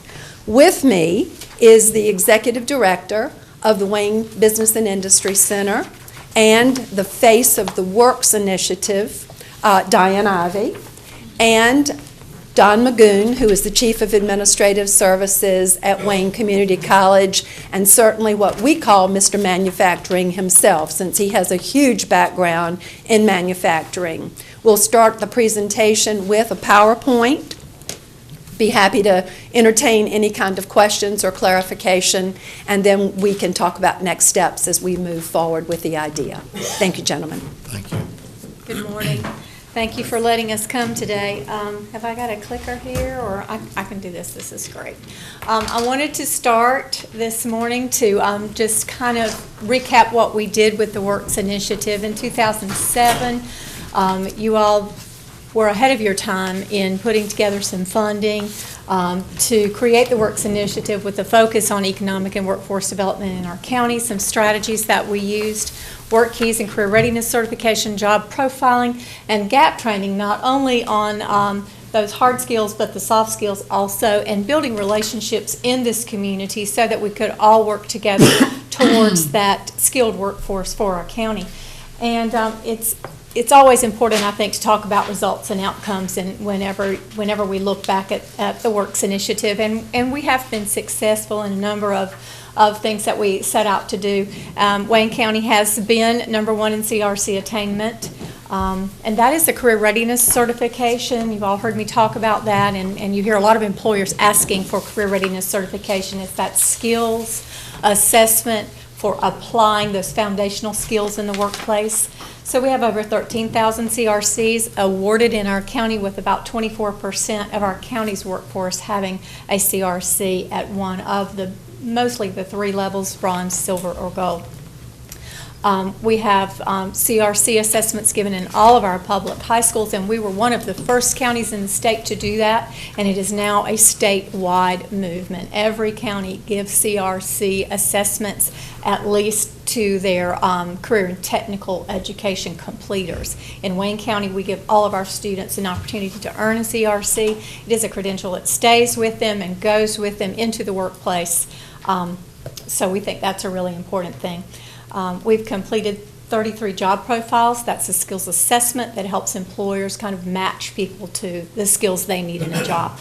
We've got the soft skills curriculum that we have developed and are implementing. We have the Intro to Manufacturing, which kind of morphed into a certified production technician, which is the Manufacturers Skills Standards Council's third-party, nationally recognized manufacturing credential that has been well received and well supported by our manufacturers here in our county. We have strong employer support and key partnerships, and we're recognized as a leader and innovator in our state. Some of you were present when we were awarded the first Work Ready Community Award last year. As you all know, we also were the beneficiary of about $250,000 from the Eastern region over a several-year period, and our initiative, our Works initiative that spawned the Aspire I guess alliance is what we want to call it, of the 13 counties in our area. That was the model that was used for the Work Ready Communities Initiative. It was a pilot program, and on the state level now, we are still in those discussions to try to take that pilot program as a statewide model for a Work Ready community. So that's where we've been, and this is where we are, and where do we want to go in the future. And that's what we're here today, is to talk about our vision for the Advanced Manufacturing Center. And this would be a vision for what could happen with education and training in Wayne County for support of manufacturing jobs and careers. It would be an industrial training facility important for bringing new jobs and supporting and expanding the opportunities for employment there. We envision a results-oriented training, producing more effective workers with up-to-date technology, equipment, simulated training, and simulated work environments. And I want you to know that the manufacturing focus for Works has been part of what we've done all along. We've always had very strong manufacturer support in our county. And so we want to continue that. And it's important for us to look at why we want to do that. And I pulled some statistics from NC State and also from the Labor Market Division for the Department of Commerce, so we can kind of see what manufacturing really means to our state and to our county. So for our state, we're the 4th largest manufacturing state. In North Carolina, manufacturing is the largest industry sector, contributes more to the state GDP than any other sector, compensates employees at 52% higher rate than all non-farm jobs, and offers the biggest rate of return for the economy, meaning that every dollar of industry output creates $1.35 in wealth. So that's our state. So let's look at our county. What does it do for our county? In Wayne County, manufacturing employs around 5,600 people. It's the 2nd largest private sector employer. The average county wage is $645. That's just our county.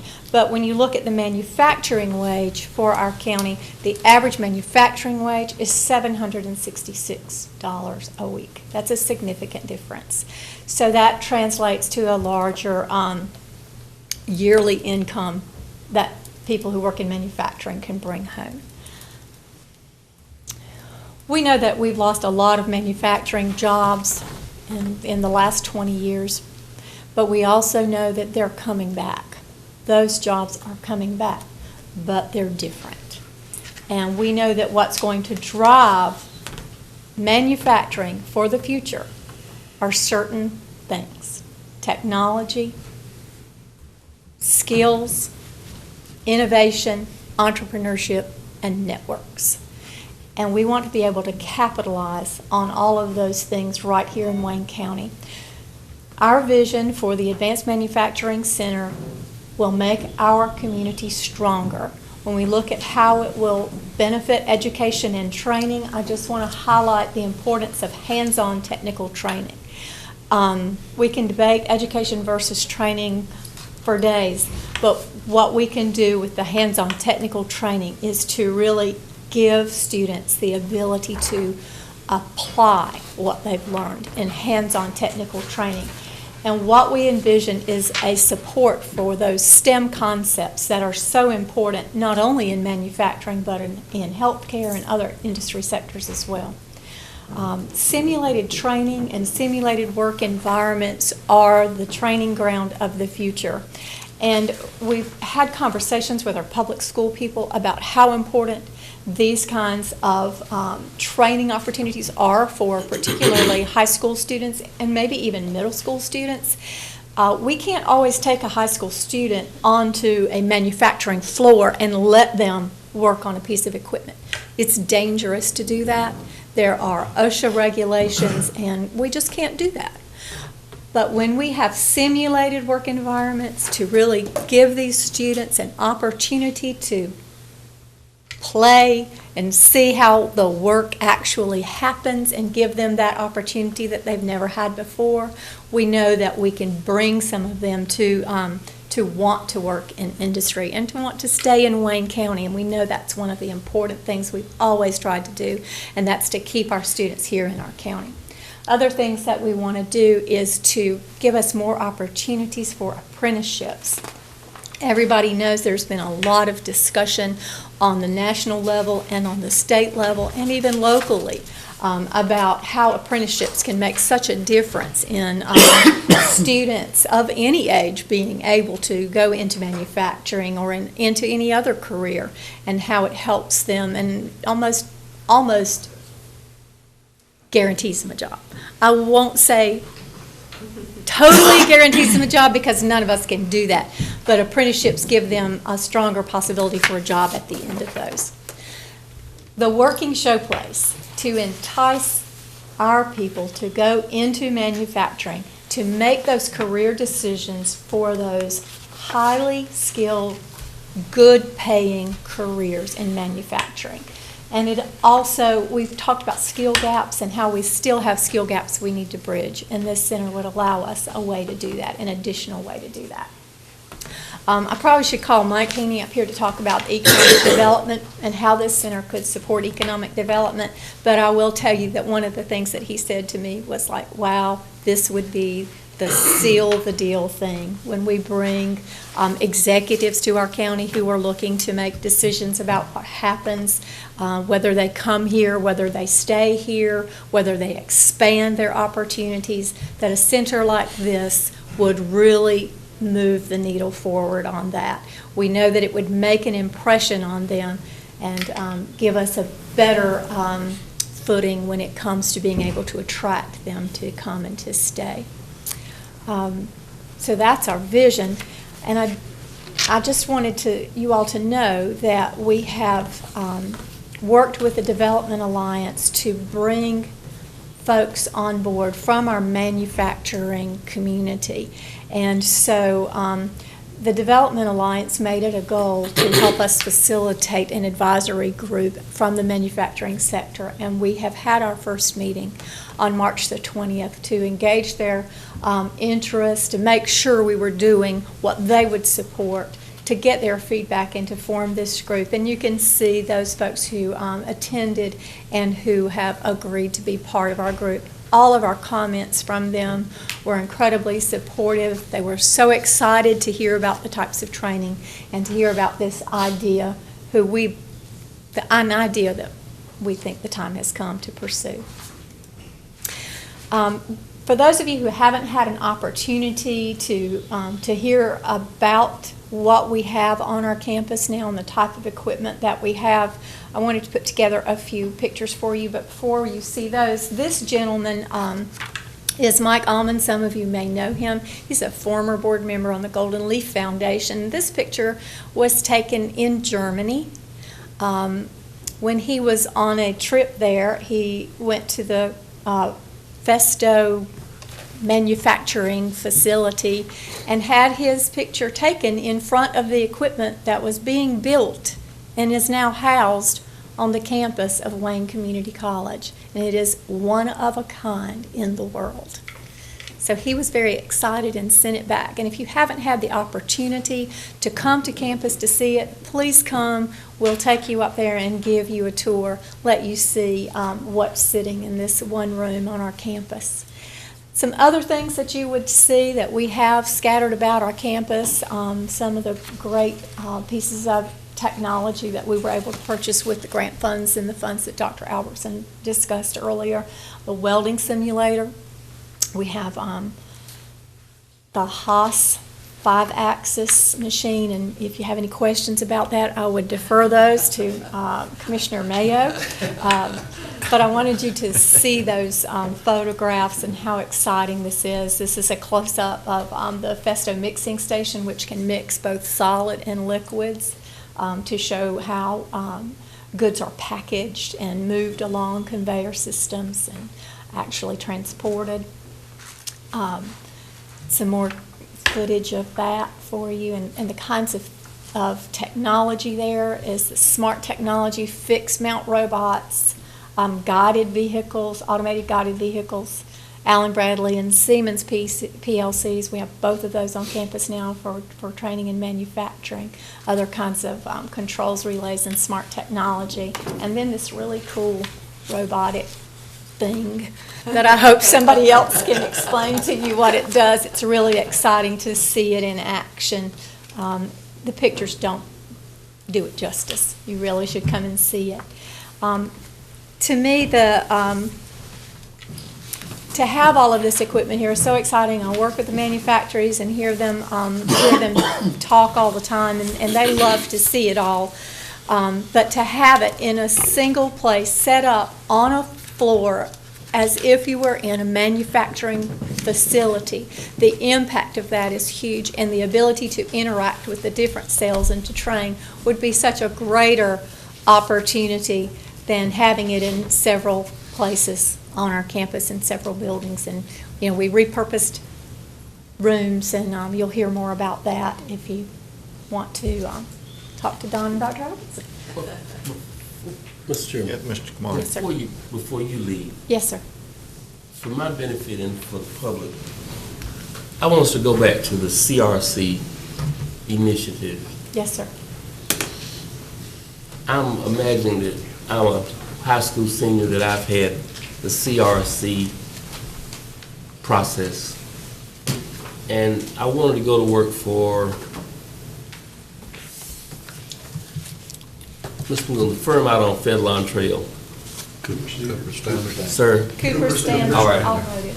I want to go to, I just imagine one of the last places, one of the most, years ago, one of the last places I had a walkthrough. What would I feel, as that senior, wanting to go to work out there, what would the process that I've gone through while I was still in high school with the CRC initiative, what would I feel different? What would make me a better employee? What would happen to me? What would make me feel better, I think, or maybe more capable?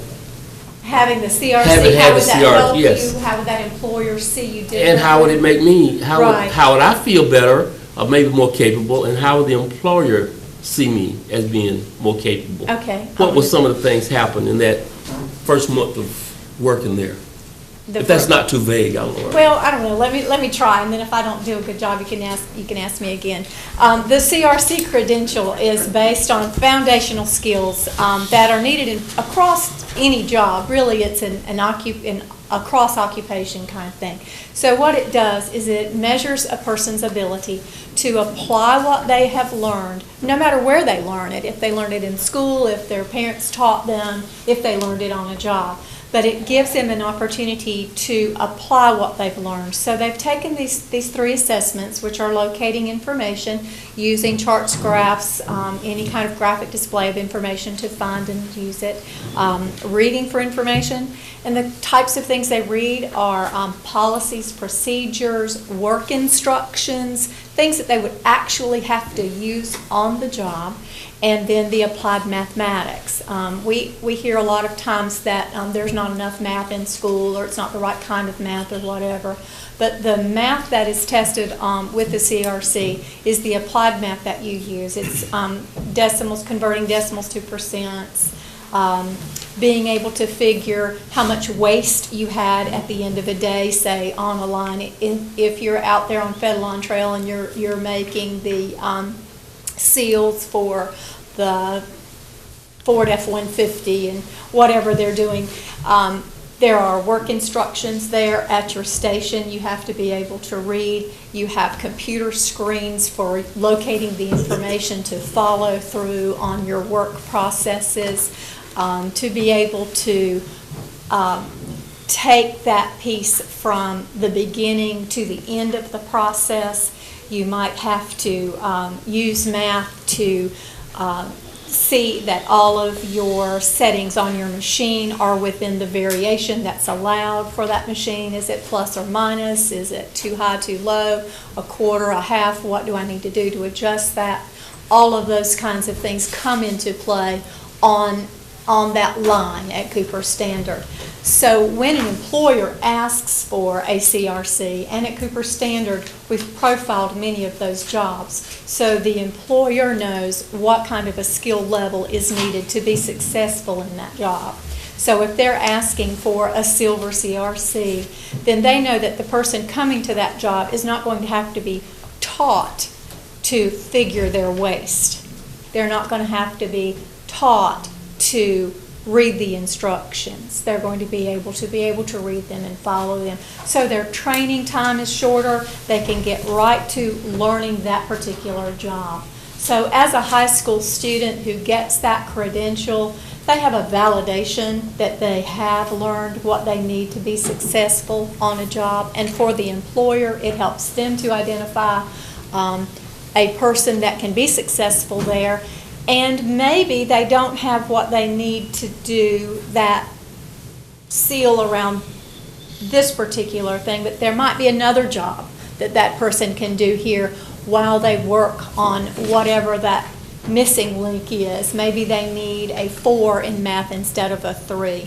Then the employer can give some incentive to that person to build that skill level up so they can move forward or into a higher job or a better job. Some employers have done some succession planning that way. So employees can see how they can progress from an entry-level job maybe to a better paying job by giving them not just you have to work here 3 years, but by saying, you have to work here a certain amount of time with low absences, with no disciplinary problems, and, by raising your CRC level from a bronze to a silver.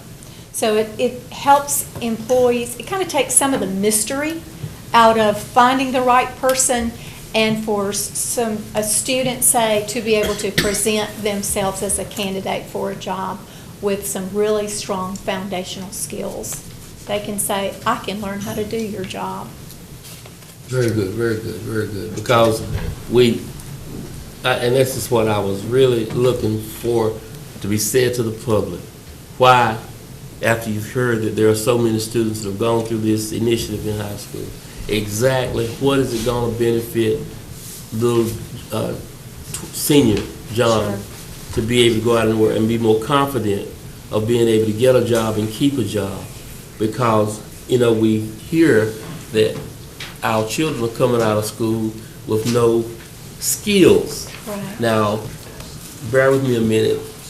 I am out of the skilled trades, but probably and this is important, my skill was more directly dealing with a skill, a do-it skill, and maybe some of the the decisions of what the specs were and so forth, so it was already determined. They were not determined because I got a product that was already manufactured to specifications, and so I had to be able to use it. But it's important, and I'm glad to hear this, because the workplace is not like it used to be. So our children who we are afraid that are not coming out with anything to sell, then you're telling me that we have a better chance of sending students out to sell something, although it has to be further developed maybe. But that's just what I want the public to know, that there is a possibility for children to get jobs without, not knocking it, without the 4-year degree. Sure. Because the employer, if I hear you, are willing to accept our students with what they have packaged coming out of high school. Yes, sir. You know, I think the third-party credentials are becoming more and more important because they do allow for someone other than, not that there's anything wrong with it, but somebody other than an institution that we all see every day, like our schools.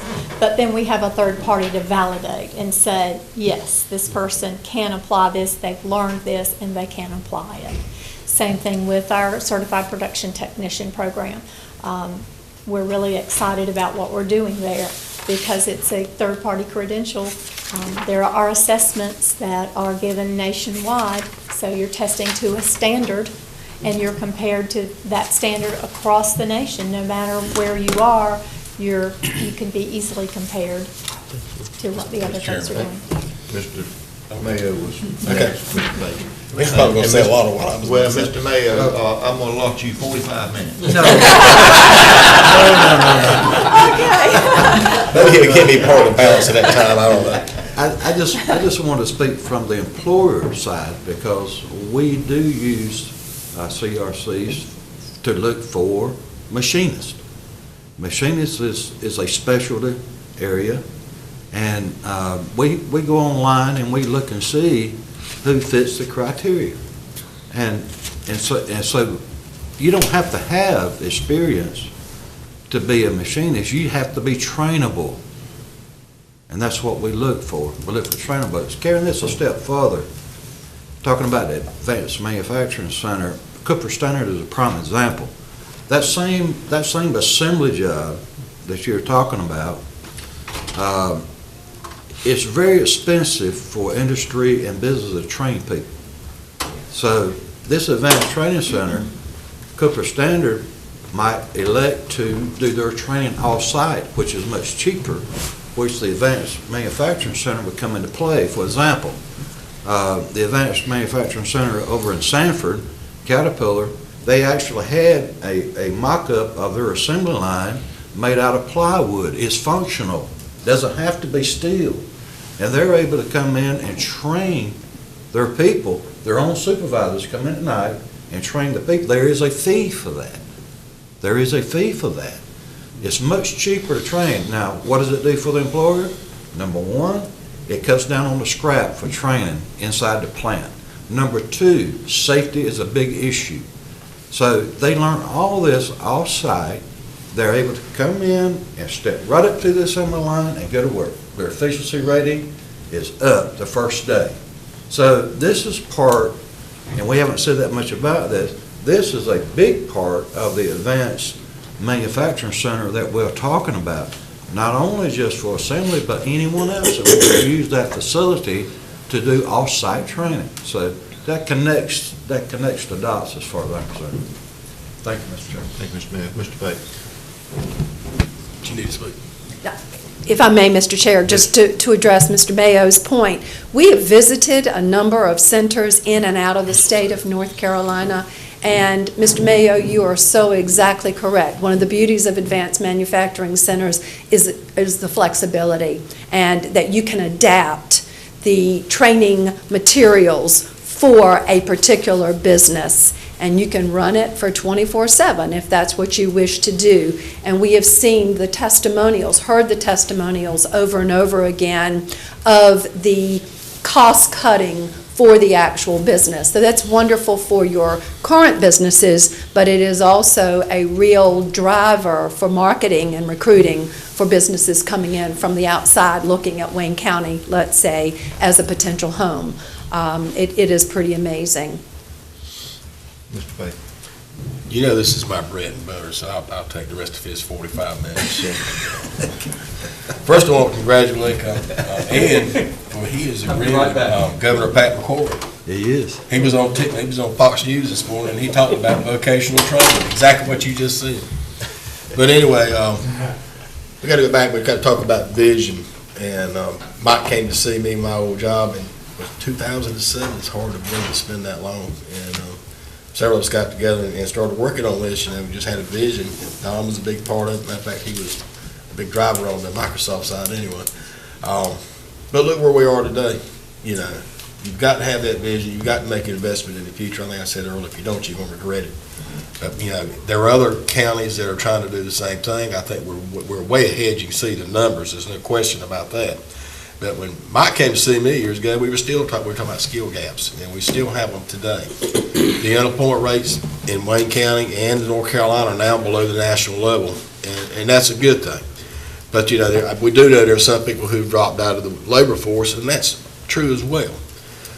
But in most cases, what I always saw was that they had barriers to employment, and a lot of it was their skills were not there.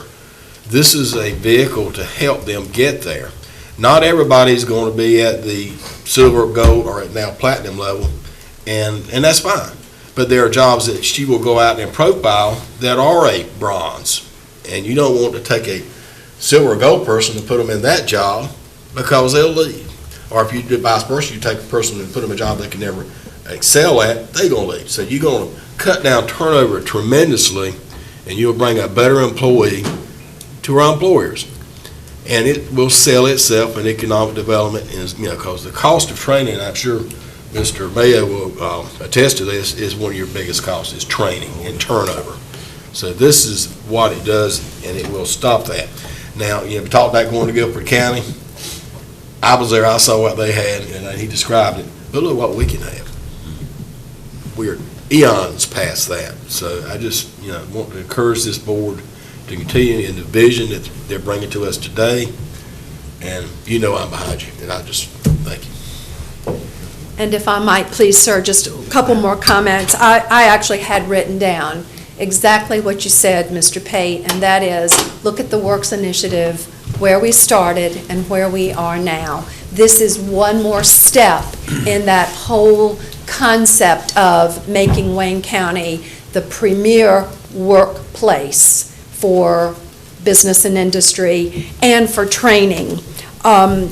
We have some incredible partnerships, so we would not be standing here if we did not have those partnerships. And so our next step in this vision is for you to think about where we have come and where we would like to go, and for us to move forward.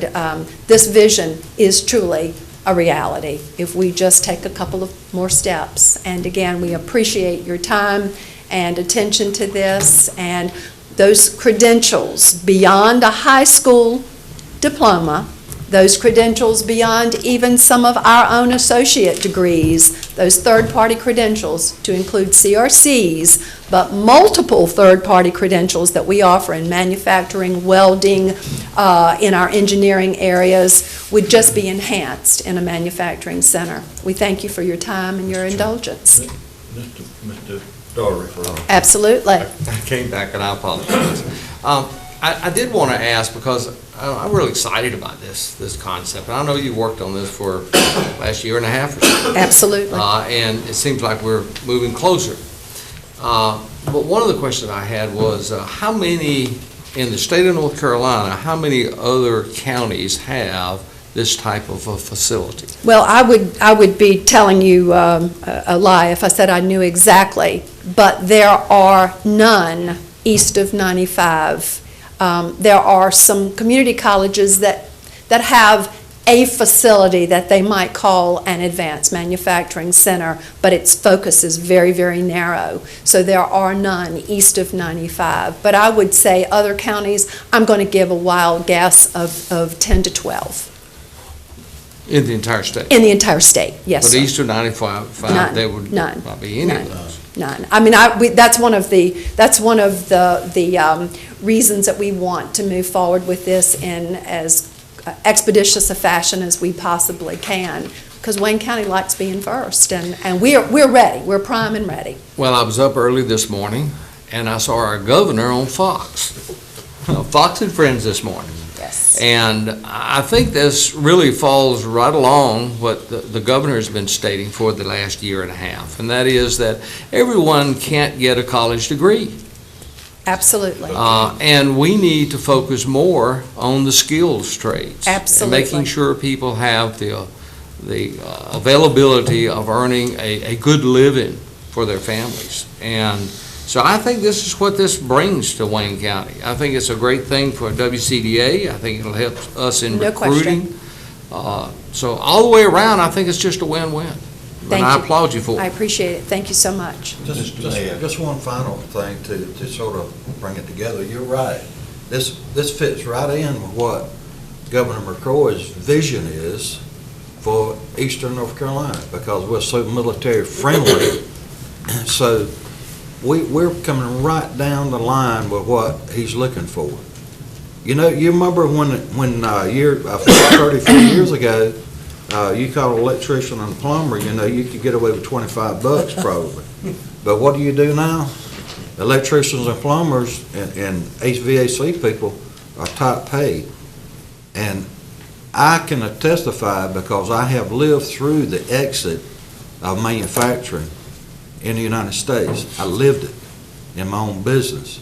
I know how devastating it was. But the key is that finally our government officials and the country has woke up and said, look, you know, we want to increase our standard of living overall for our county and our state, and manufacturing jobs can be a part of that. Without a doubt. Can be a part of that. So everything that we're looking at doing here is falling in with what Governor McCrory has said. He wants to see more diplomas given for bricklayers and welders and not only machinists, we're talking about manufacturing, but this covers a gamut of things. That it does, and it fits beautifully in with our STEM concept that's coming out of the high schools. Yes. And that encouragement that Diane mentioned earlier about those earlier and earlier apprenticeships. We've got to make that 9th and 10th grader recognize, and that 9th and 10th graders' parents recognize that manufacturing is an incredibly good profession, and it is a profession. Well, having said that, just following up on the training part, you know, I'm an apprenticeship guy. Everybody knows that.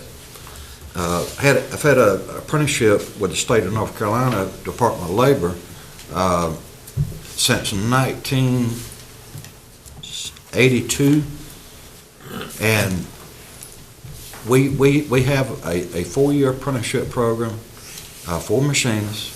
The community college, we send them to your class, and they get their in-class training. But at the end of 4 years and 8,000 hours on the job training, they get their journeyman certificate. Now, having said that, a journeyman certificate, let me tell you how important that is that once you get it, you can go any place in the world that has manufacturing and get a job. If an employer is looking at 40 applicants for a machinist job, and he's looking at only 1 or 2 that has journeyman's papers, those 2 are going to get looked at first. Doesn't mean they're going to get hired first, but they're going to get looked at first. That is an eye-opener. So from the training standpoint, a man told me over 30 years ago, he said, if any company, no matter what size they are, is not training, they are losing ground. They will eventually close the door if you don't train. You got to train somewhere. So this manufacturing center, and I'm not getting off on a tangent here. Maybe I am, Joe, but you know that's where my heart is. That's what my whole career has been. So I just appreciate what you have done and so forth and support. The support for this already is phenomenal. The other thing is that since we are the only one east of I-95, Joe, we are going to reach out to other counties. This is going to turn out to be a regional thing until one of the other counties decide, hey, we're going to do something ourselves. That's the plan. So we are breaking ground here is what we're doing. No question. Thank you. One other thing. Mr. Pate. He brought something back to mind to me, and we all have short memories. I came back to Wayne County in 1997 from the coast, and I was managing the employment office, and Wayne County has a heavy concentration in manufacturing. I was in the tourist industry, and I really wanted to put some people in what I considered to be good jobs. So I was excited about that. But in the first 5 years, we closed 8 plants in Wayne County and substantially cut staff in other plants too. We were so concentrated in certain areas in the textile manufacturing, and most of the jobs were low skill. We never want to put ourselves back in that position. I saw, families just crushed, and homes lost, and all of that. It was devastating. Community college stepped up, did a great job of doing retraining, but you couldn't retrain everybody. But we don't need to put ourselves in that position again. We need to have transferable skills in a manufacturing setting that's not just, pigeonholed in one spot. Absolutely. And we attempt to do that every day. And so I think that's a point really well taken. Transferable skills, third-party recognized credentials. We want to keep our young people here in Wayne County. They have to get good jobs that pay well. And then we all know that we're working on quality of life improvements, and I think that this center would be a contributor to that. Thank you, sir. Thank you. Thank you. Anyone else? Mr. Chairman, I was going to hold this for my commissioner comments, but we were talking about years. I came to Wayne County in 1986, and every high school in Wayne County had advanced vocational skill training that the governor is saying we now need more of. We had it, and we blinked. Thank you, he's out there saying we're going around it, but we had it, and we let our focus shift somewhere. I don't know where, but it's so good to see our, Mr. Pate, I've been watching what the governor said way back when he was running for office. And one of the first things that I noticed that he was saying was we need more skill training. So I've never taken my eye off of what the governor was saying back then. I applaud him for keeping the focus on it, but I want our school system, from not just the community college, but secondary and post-secondary, to pay real close attention to never taking our eye off the ball again about skill training. So we say, well, we don't have the skilled people. It's because we blinked. And for some reason, went in a direction that did not continue this. Thank you. Thank you, Mr. Martin. Dr. Albertson, thank you so much for you and your staff coming today. And thank you for the information that there is not a manufacturing training center facility east of I-95. I was not aware of that. And Wayne County does left to be number one. And this is our golden opportunity for us to set an example for Eastern North Carolina, because as most people know, in the past, Eastern North Carolina, east of 95, we're not as fortunate as the Triad area, the Mecklenburg County area. We've got to stand together, group together, and this can be a great asset, not only for Wayne County, but for Eastern North Carolina. And I do applaud y'all on it, and I think you have picked up today that you have great support on this board. We can't make any promises on anything, but you have a lot of support on this board, and thank y'all so much for your presentation today. Mr. Chairman. Mr. Mayor. I'd like to make a motion at this time that we go into closed session. Mr. Parker. To establish the position of Wayne County negotiating price.